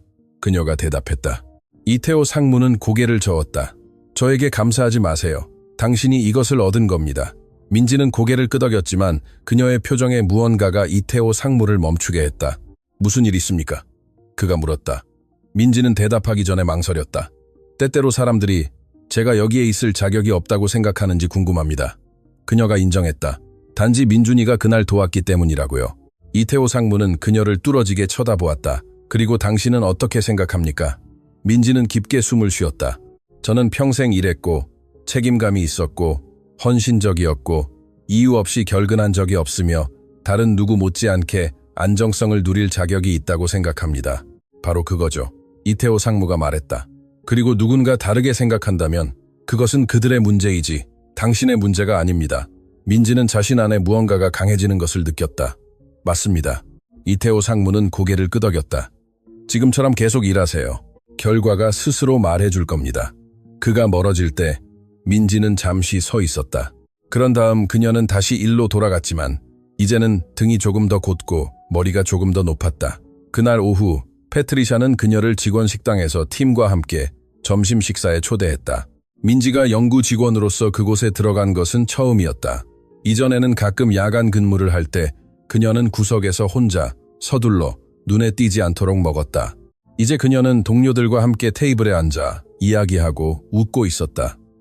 그들은 가족, 주말 계획, 일상적인 걱정들에 대해 이야기했다. 우리 딸이 개를 원하는데요. 패트리샤가 말했다.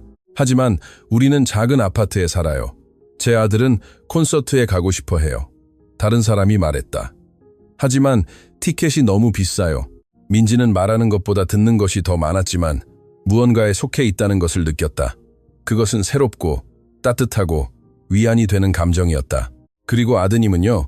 테이블에 합류한 알베르토가 물었다. 새 학교는 어떻습니까? 민지는 미소 지었다. 잘 지내요. 시작은 어려웠지만 이제는 제 자리를 찾고 있어요. 좋은 아이입니다. 알베르토가 덧붙였다.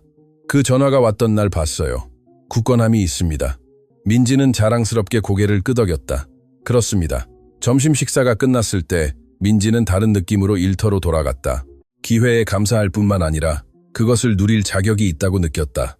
그것은 자선도, 호의도 아니었다. 그것은 수년간의 고된 노동, 조용한 헌신, 그리고 결코 포기하지 않은 것에 대한 인정이었다.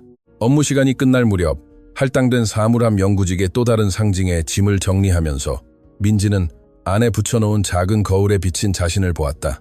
그녀에게 되돌아온 여성은 피로의 주름, 수년간의 고된 노동으로 거칠어진 손을 가지고 있었지만 이전보다 더 빛나는 눈, 더 단호한 자세를 가지고 있었다. 그녀는 몇 달 전 건물에 들어섰던 긴장하고 두려워하며 투명 인간이 되기를 바랐던 그 여성과 같았지만 이제 그녀는 자신을 보았고 그것이 모든 것을 바꾸었다. 몇 주가 몇 달이 되었다. 민지의 일상은 자연스럽고 자동적으로 되었다.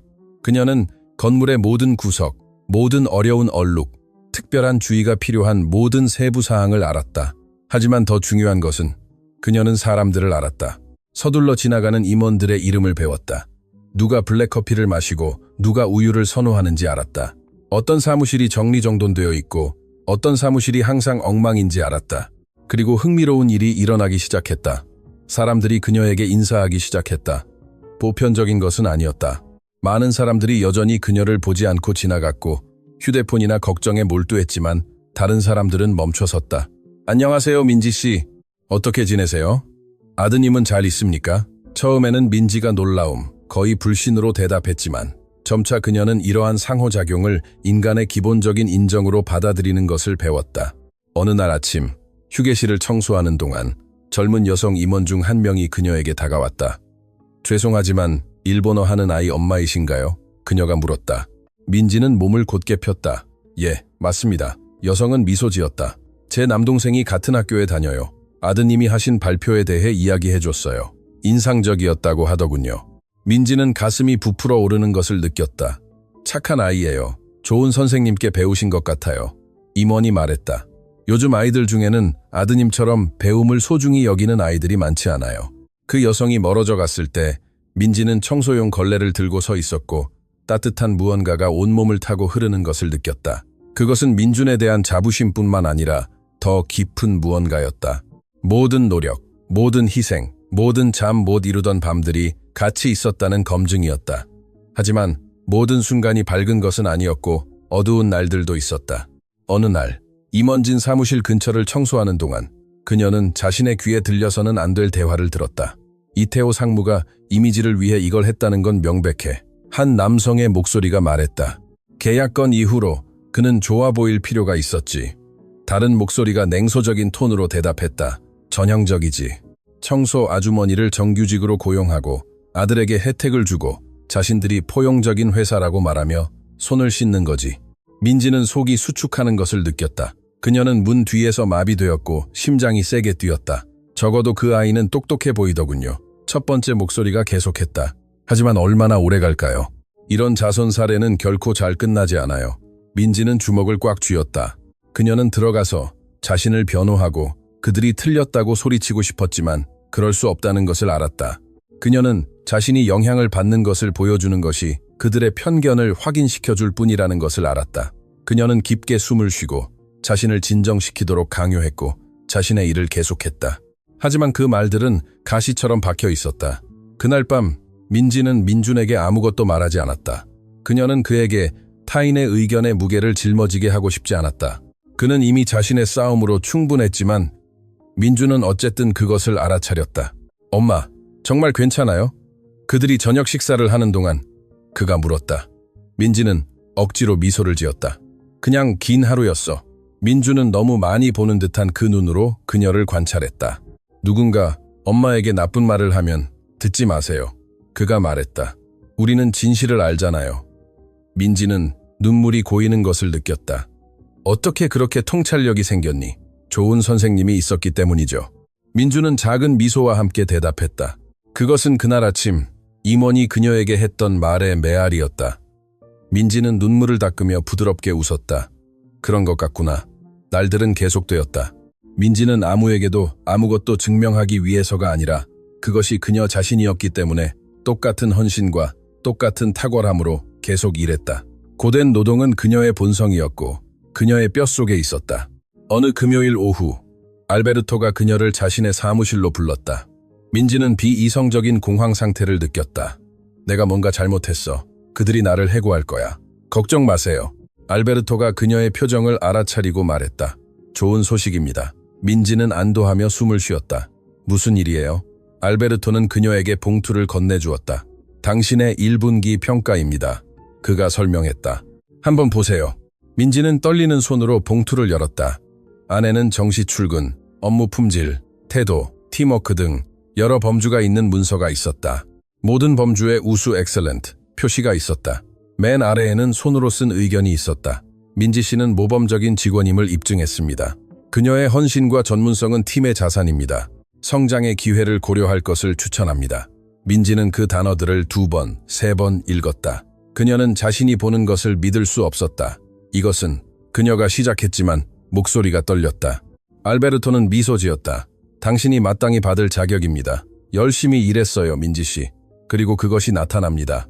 민지는 이제 눈물이 자유롭게 흐르도록 두었다. 감사합니다. 그녀는 속삭였다. 저에게 감사하지 마세요. 알베르토가 대답했다. 당신이 이것을 얻은 겁니다. 민지가 사무실을 나섰을 때 그녀는 세상에서 가장 소중한 물건인 것처럼 봉투를 가슴에 안고 있었다. 어떤 면에서는 그것이 사실이었다. 그것은 자선이 아니었고 호의가 아니었으며 실력이라는 유형의 증거였다.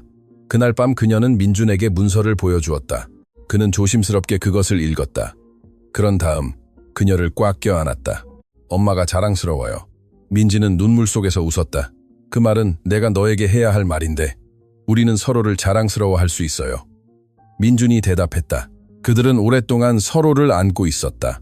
너무 많이 싸워왔고 마침내 그 싸움의 열매를 보고 있는 두 사람이었다.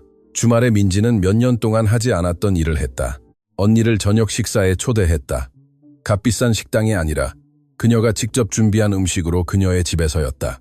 하지만 매 순간 돈을 세지 않고 남은 한 달 동안 충분할지 걱정하지 않고 그렇게 할 수 있다는 것은 사치였다. 언니는 꽃을 가지고 왔다. 단순하지만 의미 있는 몸짓이었다. 그녀가 주방의 액자에 담긴 민지의 평가를 보았을 때 눈에 눈물이 고였다. 나는 네가 특별하다는 것을 항상 알았어. 그녀는 언니를 안아주며 말했다. 하지만 이제 세상도 그것을 알아. 민지는 고개를 저었다. 세상이 아니라 몇몇 사람들일 뿐이야. 하지만 그것으로 충분해. 그들은 먹고 이야기하고 웃었다. 민주는 자신의 수업, 새로운 친구, 그가 작업 중인 일본어 프로젝트에 대해 이야기했다.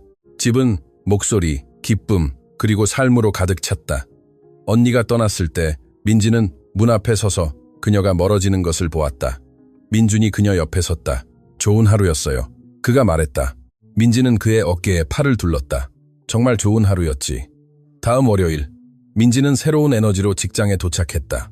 경비원에게 그의 이름을 부르며 인사했고 접수원과 짧게 이야기했고 단호한 걸음으로 층으로 올라갔다. 식당에서 패트리샤가 커피를 들고 그녀를 기다리고 있었다. 내 평가 봤어. 그녀는 미소와 함께 말했다. 알베르토가 우리에게 이야기해줬어. 축하해. 민지는 미소 지었다. 고마워. 받을 자격 있어. 패트리샤가 계속했다. 너만큼 일하는 사람은 없어. 커피를 마시는 동안 민지는 한 가지를 깨달았다. 그녀는 혼자가 아니었다. 그녀는 민준뿐만 아니라 언니뿐만 아니라 동료도, 팀도, 자신을 보고 가치를 인정해주는 사람들도 있었다. 그날 근무하는 동안 민지는 새로운 목적의식으로 일했다. 그것은 단지 일이 아니었고 그녀의 일이었다.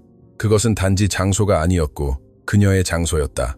오후 중반에 그녀가 사무실 근처를 청소하는 동안 이태호 상무가 몇몇 임원들과 이야기하는 것을 보았다. 그는 그녀를 알아차리고 고개로 짧게 제스처를 취했다. 민지도 같은 방식으로 대답했다. 그들은 말이 필요 없었다. 그 단순한 교환은 필요한 모든 것을 말했다. 상호 인정, 존중, 그리고 둘 다 자신들의 역할을 다했다는 이해. 하루가 끝날 무렵 그녀의 물건을 할당된 사물함에 넣으면서 민지는 탈의실 주위를 둘러보았다. 그녀의 이름이 사물함에 있었다. 그녀의 유니폼은 깨끗하고 다림질되어 걸려 있었다. 그녀의 평가는 우수했다. 완벽한 삶은 아니었다.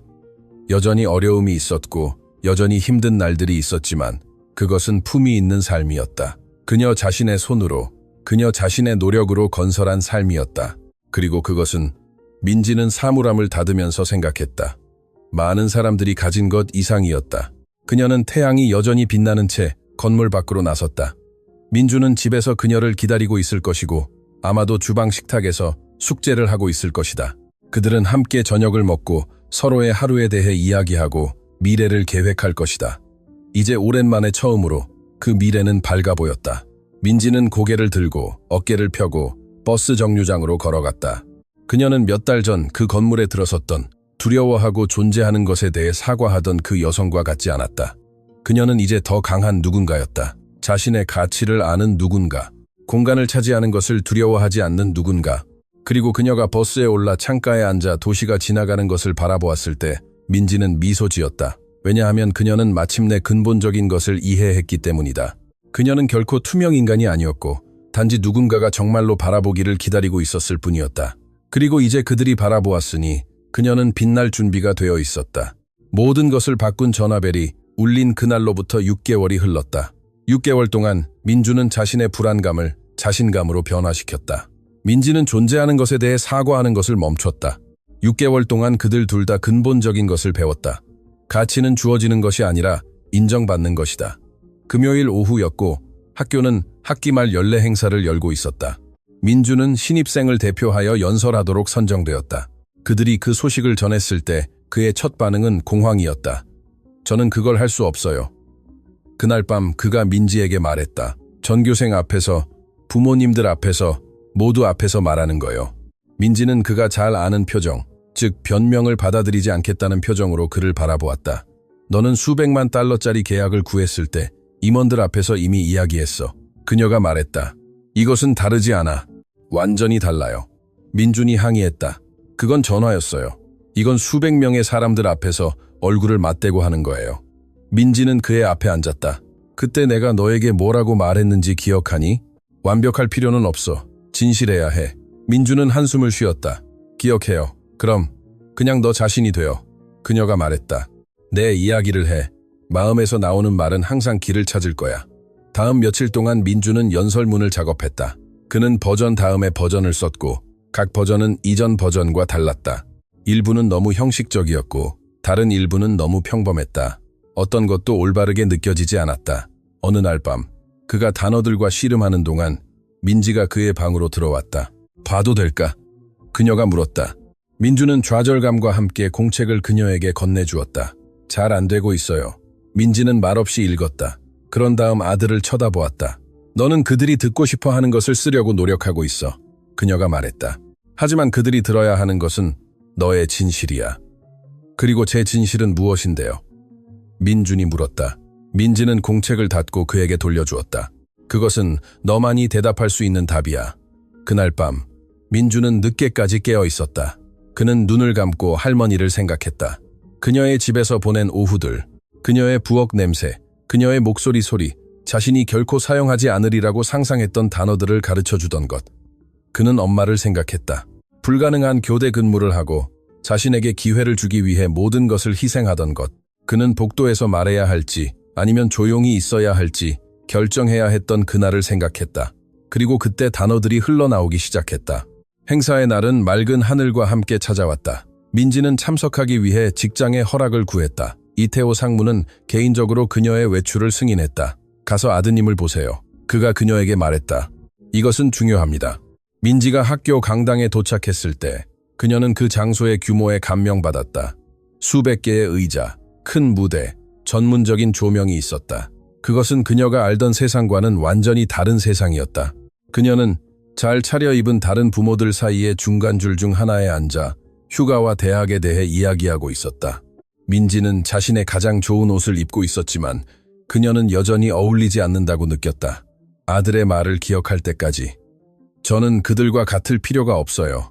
그저 저 자신이면 돼요. 행사는 교장 선생님의 환영사로 시작되었다.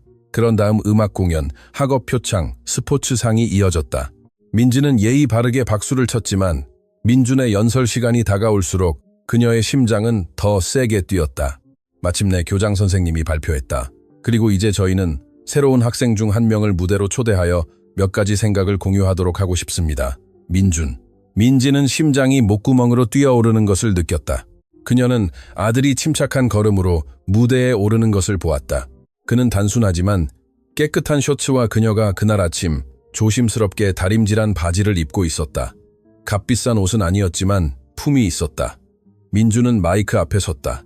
잠시 동안 그는 얼어붙은 것처럼 보였다.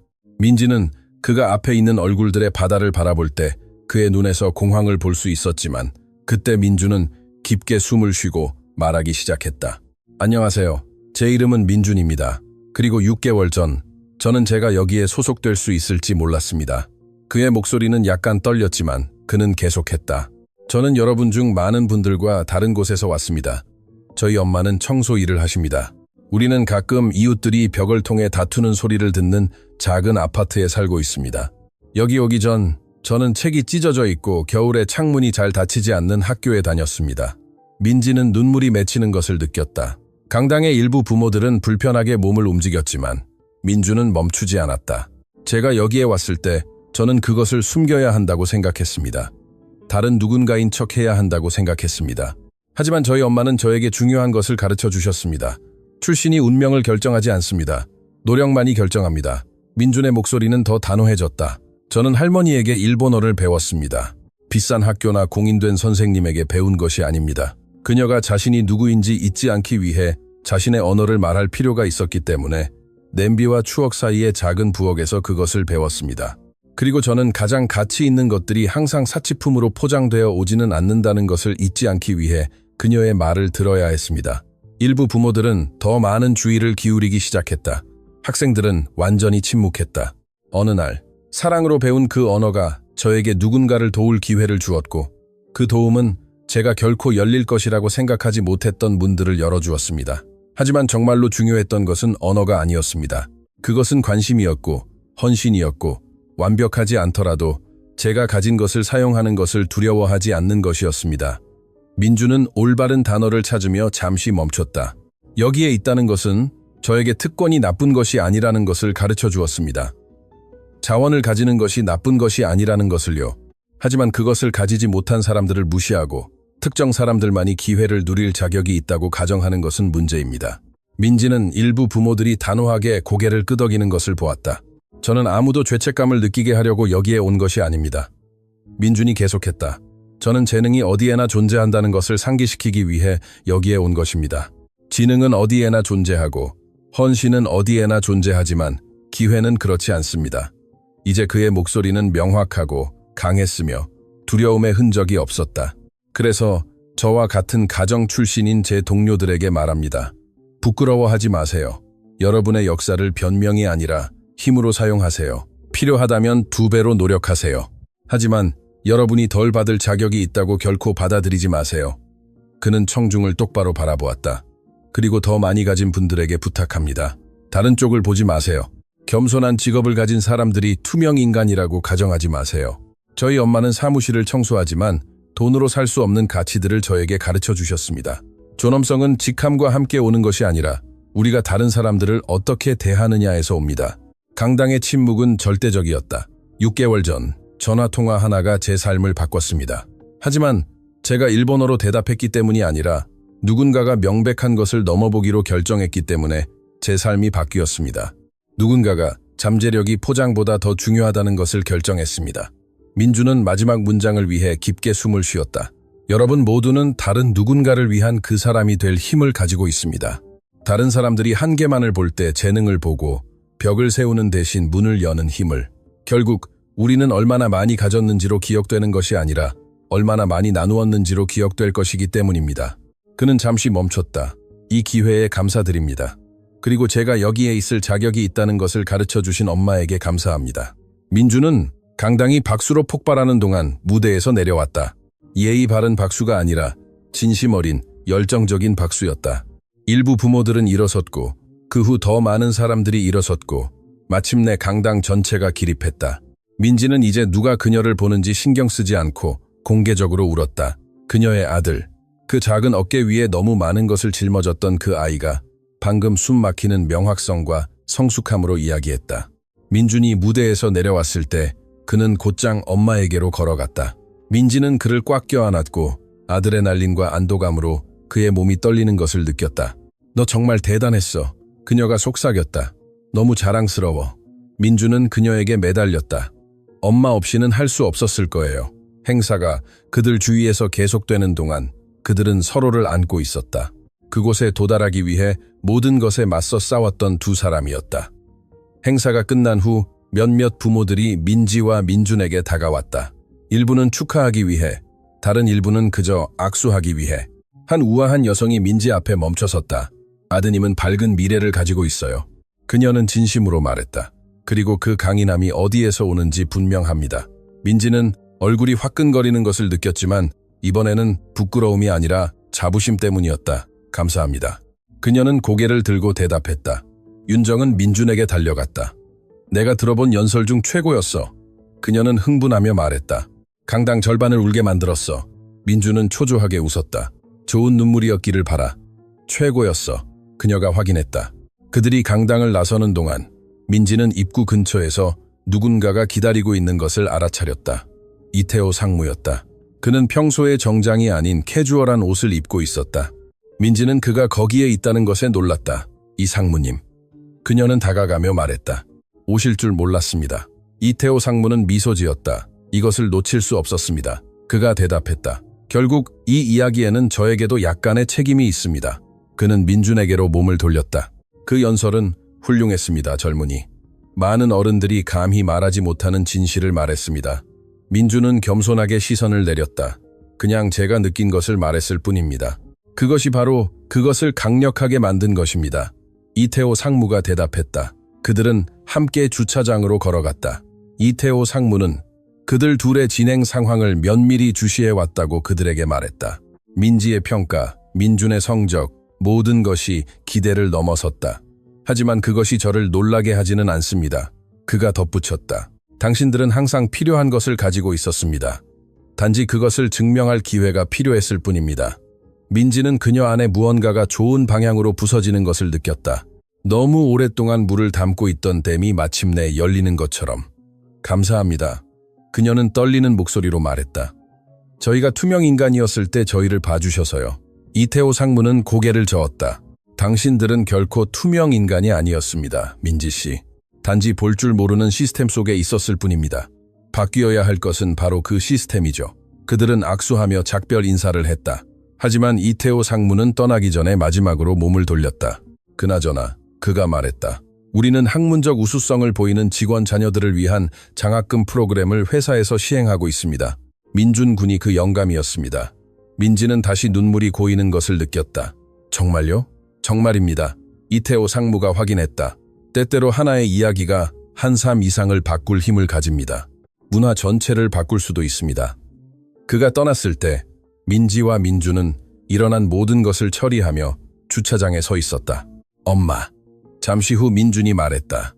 제가 잘했는지 저에게 물어봤던 것 기억해요? 민지는 고개를 끄덕였다. 네가 전화를 받았던 날. 민준은 미소 지었다. 이제 답을 알아요. 저는 단지 전화를 받았기 때문에 잘한 것이 아니었어요. 제가 누구인지 두려워하지 않았기 때문에 잘한 거예요. 민지는 다시 그를 껴안았다. 그것이 가장 중요한 교훈이야. 다음 몇 달 동안 더 많은 변화가 찾아왔다. 민준은 학교에서 계속 두각을 나타냈다.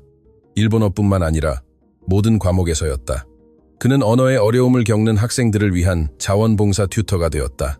그의 인내심과 공감 능력은 그를 그 역할에서 특별하게 만들었다. 민지는 한편으로 근무 감독관으로 승진했다. 작지만 의미 있는 직책이었다. 이제 그녀는 자신만의 작은 사무실, 자신만의 팀을 가졌고 그녀 자신이 수년 동안 갈망했던 존중으로 각 팀원을 대했다. 패트리샤는 그녀가 가졌던 가장 친절한 상사라고 농담했다. 민지는 친절함이 약함을 의미하지 않으며 자신이 어디에서 왔는지 기억하는 것을 의미한다고 대답했다. 모든 것이 바뀐 그날로부터 1년 후 회사는 직원들을 위한 연례 행사를 열었다. 민지가 이런 행사에 참석한 것은 처음이었다. 이태호 상무는 올해의 성과에 대한 연설을 하기 위해 무대에 올랐다. 그리고 저는 특별한 것을 인정하고 싶습니다. 그는 청중 사이를 바라보며 말했다. 1년 전 우리는 역량 부족이 아니라 비전 부족 때문에 중요한 계약을 거의 잃을 뻔했습니다. 예상치 못한 상황이 우리에게 재능과 가치가 우리가 보고 있지 않던 곳에 존재한다는 것을 보여주었습니다. 민지는 모든 시선이 자신에게로 돌아오는 것을 느꼈다. 그 이후로 우리는 중요한 변화를 시행했습니다. 직책에 관계없이 모든 직원을 위한 개발 프로그램, 가족을 위한 장학금, 언어 훈련, 그리고 가장 중요한 것은 위층 사무실에 있는 사람들뿐만 아니라 모든 사람을 소중히 여기는 문화입니다. 박수가 홀을 채웠다. 저는 탁월함에는 혈통이 없다는 것을 우리에게 상기시켜준 민지 씨와 그녀의 아들 민준 군에게 특히 감사하고 싶습니다. 단지 기회가 필요할 뿐입니다. 민지는 눈에 눈물이 고이는 것을 느꼈지만 이번에는 참지 않았다. 홀 전체가 박수를 치는 동안 그녀는 눈물이 자유롭게 흐르도록 두었다. 그날 밤 집으로 돌아와서 민준과 민지는 평소처럼 함께 저녁을 먹었지만 대화는 달랐다. 그들은 더 이상 생존에 대해 이야기하지 않고 꿈에 대해 이야기했다. 제가 어른이 되면 무엇을 하고 싶은지 아세요? 민준이 물었다. 민지는 미소 지었다. 무엇을? 저는 소외된 지역 사회를 위한 언어교육재단을 만들고 싶어요. 그가 말했다. 저와 같은 다른 아이들이 그들의 부모가 돈을 낼 수 있기 때문이 아니라 그들이 욕망을 가지고 있기 때문에 배울 수 있기를 바랍니다. 민지는 심장이 부풀어 오르는 것을 느꼈다. 너희 할머니가 정말 자랑스러워 하실 거야. 민주는 고개를 끄덕였다. 그리고 엄마는요? 무엇을 하고 싶으세요? 민지는 잠시 생각했다. 저는 지금 있는 곳에 계속 있고 싶어. 그녀가 대답했다. 하지만 제 팀의 어떤 사람도 투명 인간이라고 느끼지 않도록 하고 싶어. 저는 이 상무님이 우리에게 그랬던 것처럼 다른 사람들에게 그런 존재가 되고 싶어. 그것은 아름다운 목표네요. 민준이 말했다. 그들은 잠시 동안 침묵 속에 머물렀고 함께 있다는 단순함을 즐겼다. 이 모든 것 중에서 가장 놀라운 것이 무엇인지 아세요? 민지가 마침내 말했다. 무엇이요? 단순히 전화통화 하나로 시작되었다는 거예요. 민주는 그것에 대해 성찰했다. 단순히 전화가 아니었어요, 엄마. 그 전에 있었던 모든 것이었어요. 엄마가 일했던 밤들, 제가 학용품을 가질 수 있도록 엄마가 희생했던 시간들, 할머니와의 오후들, 그 모든 것이 저를 그 순간을 위해 준비시켰어요. 민지는 다시 눈물을 느꼈다. 때때로 우리는 우리가 무언가 큰 것을 위해 준비하고 있다는 것을 알지 못해. 어쩌면 그것이 요점일 수도 있어요. 민준이 대답했다. 우리는 항상 준비되어 있어야 해요. 왜냐하면 우리의 기회가 언제 올지 결코 알 수 없으니까요. 2년 후 민준은 우등으로 고등학교를 졸업했다. 민지는 가장 앞줄에 앉아 자랑스러움에 울고 있었다. 이태호 상무도 이야기를 따라왔던 여러 회사 동료들과 함께 참석했다. 민준이 졸업장을 받았을 때 박수 소리는 귀가 먹먹할 정도였다. 하지만 학업적 인정 이상으로 정말로 중요했던 것은 그곳에 도달하기 위해 그가 걸어왔던 길이었다. 그의 졸업 연설에서 민준은 다시 기회에 대해, 겉모습 너머를 보는 것에 대해, 그리고 변화를 만들기로 결정하는 한 사람의 힘에 대해 이야기했다. 우리 모두는 받아야 할 전화가 있습니다. 그는 말했다. 반드시 일본어로도 아니고 반드시 사무실에서 받는 것도 아니지만 우리 모두는 침묵할 것인지 말할 것인지 숨길 것인지 보일 것인지 세상이 불공평하다는 것을 받아들일 것인지 아니면 그것을 바꾸기 위해 노력할 것인지 선택할 수 있는 그 순간을 가지고 있습니다. 그의 말은 졸업생들과 가족들로 가득 찬 강당에 울려 퍼졌다. 저는 말하기를 선택했습니다. 그가 계속했다. 저희 엄마는 포기하는 것이 더 쉬웠을 때 계속 싸우기를 선택했고 다른 누군가는 아무도 보지 않을 때 우리의 가치를 보기로 선택했습니다. 그 선택들이 우리의 삶을 바꿨습니다. 그는 청중을 똑바로 바라보았다. 여러분은 무엇을 선택하시겠습니까? 그 뒤에 이어진 박수는 우레와 같았다. 몇 년 후 민주는 그의 약속을 이행했다. 그는 소외된 지역사회를 위한 언어교육재단을 설립했다.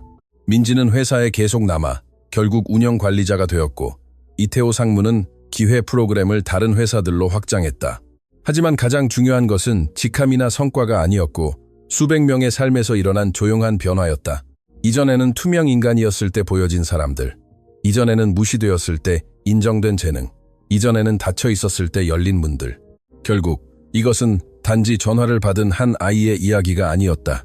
그것은 누군가가 명백한 것을 넘어보기로 결정했을 때, 누군가가 무관심보다 존엄성을 선택했을 때, 누군가가 인간의 가치가 직책이나 은행 계좌로 측정되는 것이 아니라 마음과 노력으로 측정된다는 것을 이해했을 때 일어나는 일에 대한 이야기였다. 민지와 민주는 그들이 어디에서 왔는지 결코 잊지 않았지만 그것이 그들이 얼마나 멀리 갈 수 있는지를 정의하도록 두지도 않았다. 그리고 어딘가에서 시간 너머의 한 장소에서 할머니 도냐 마르타는 미소 짓고 있었다.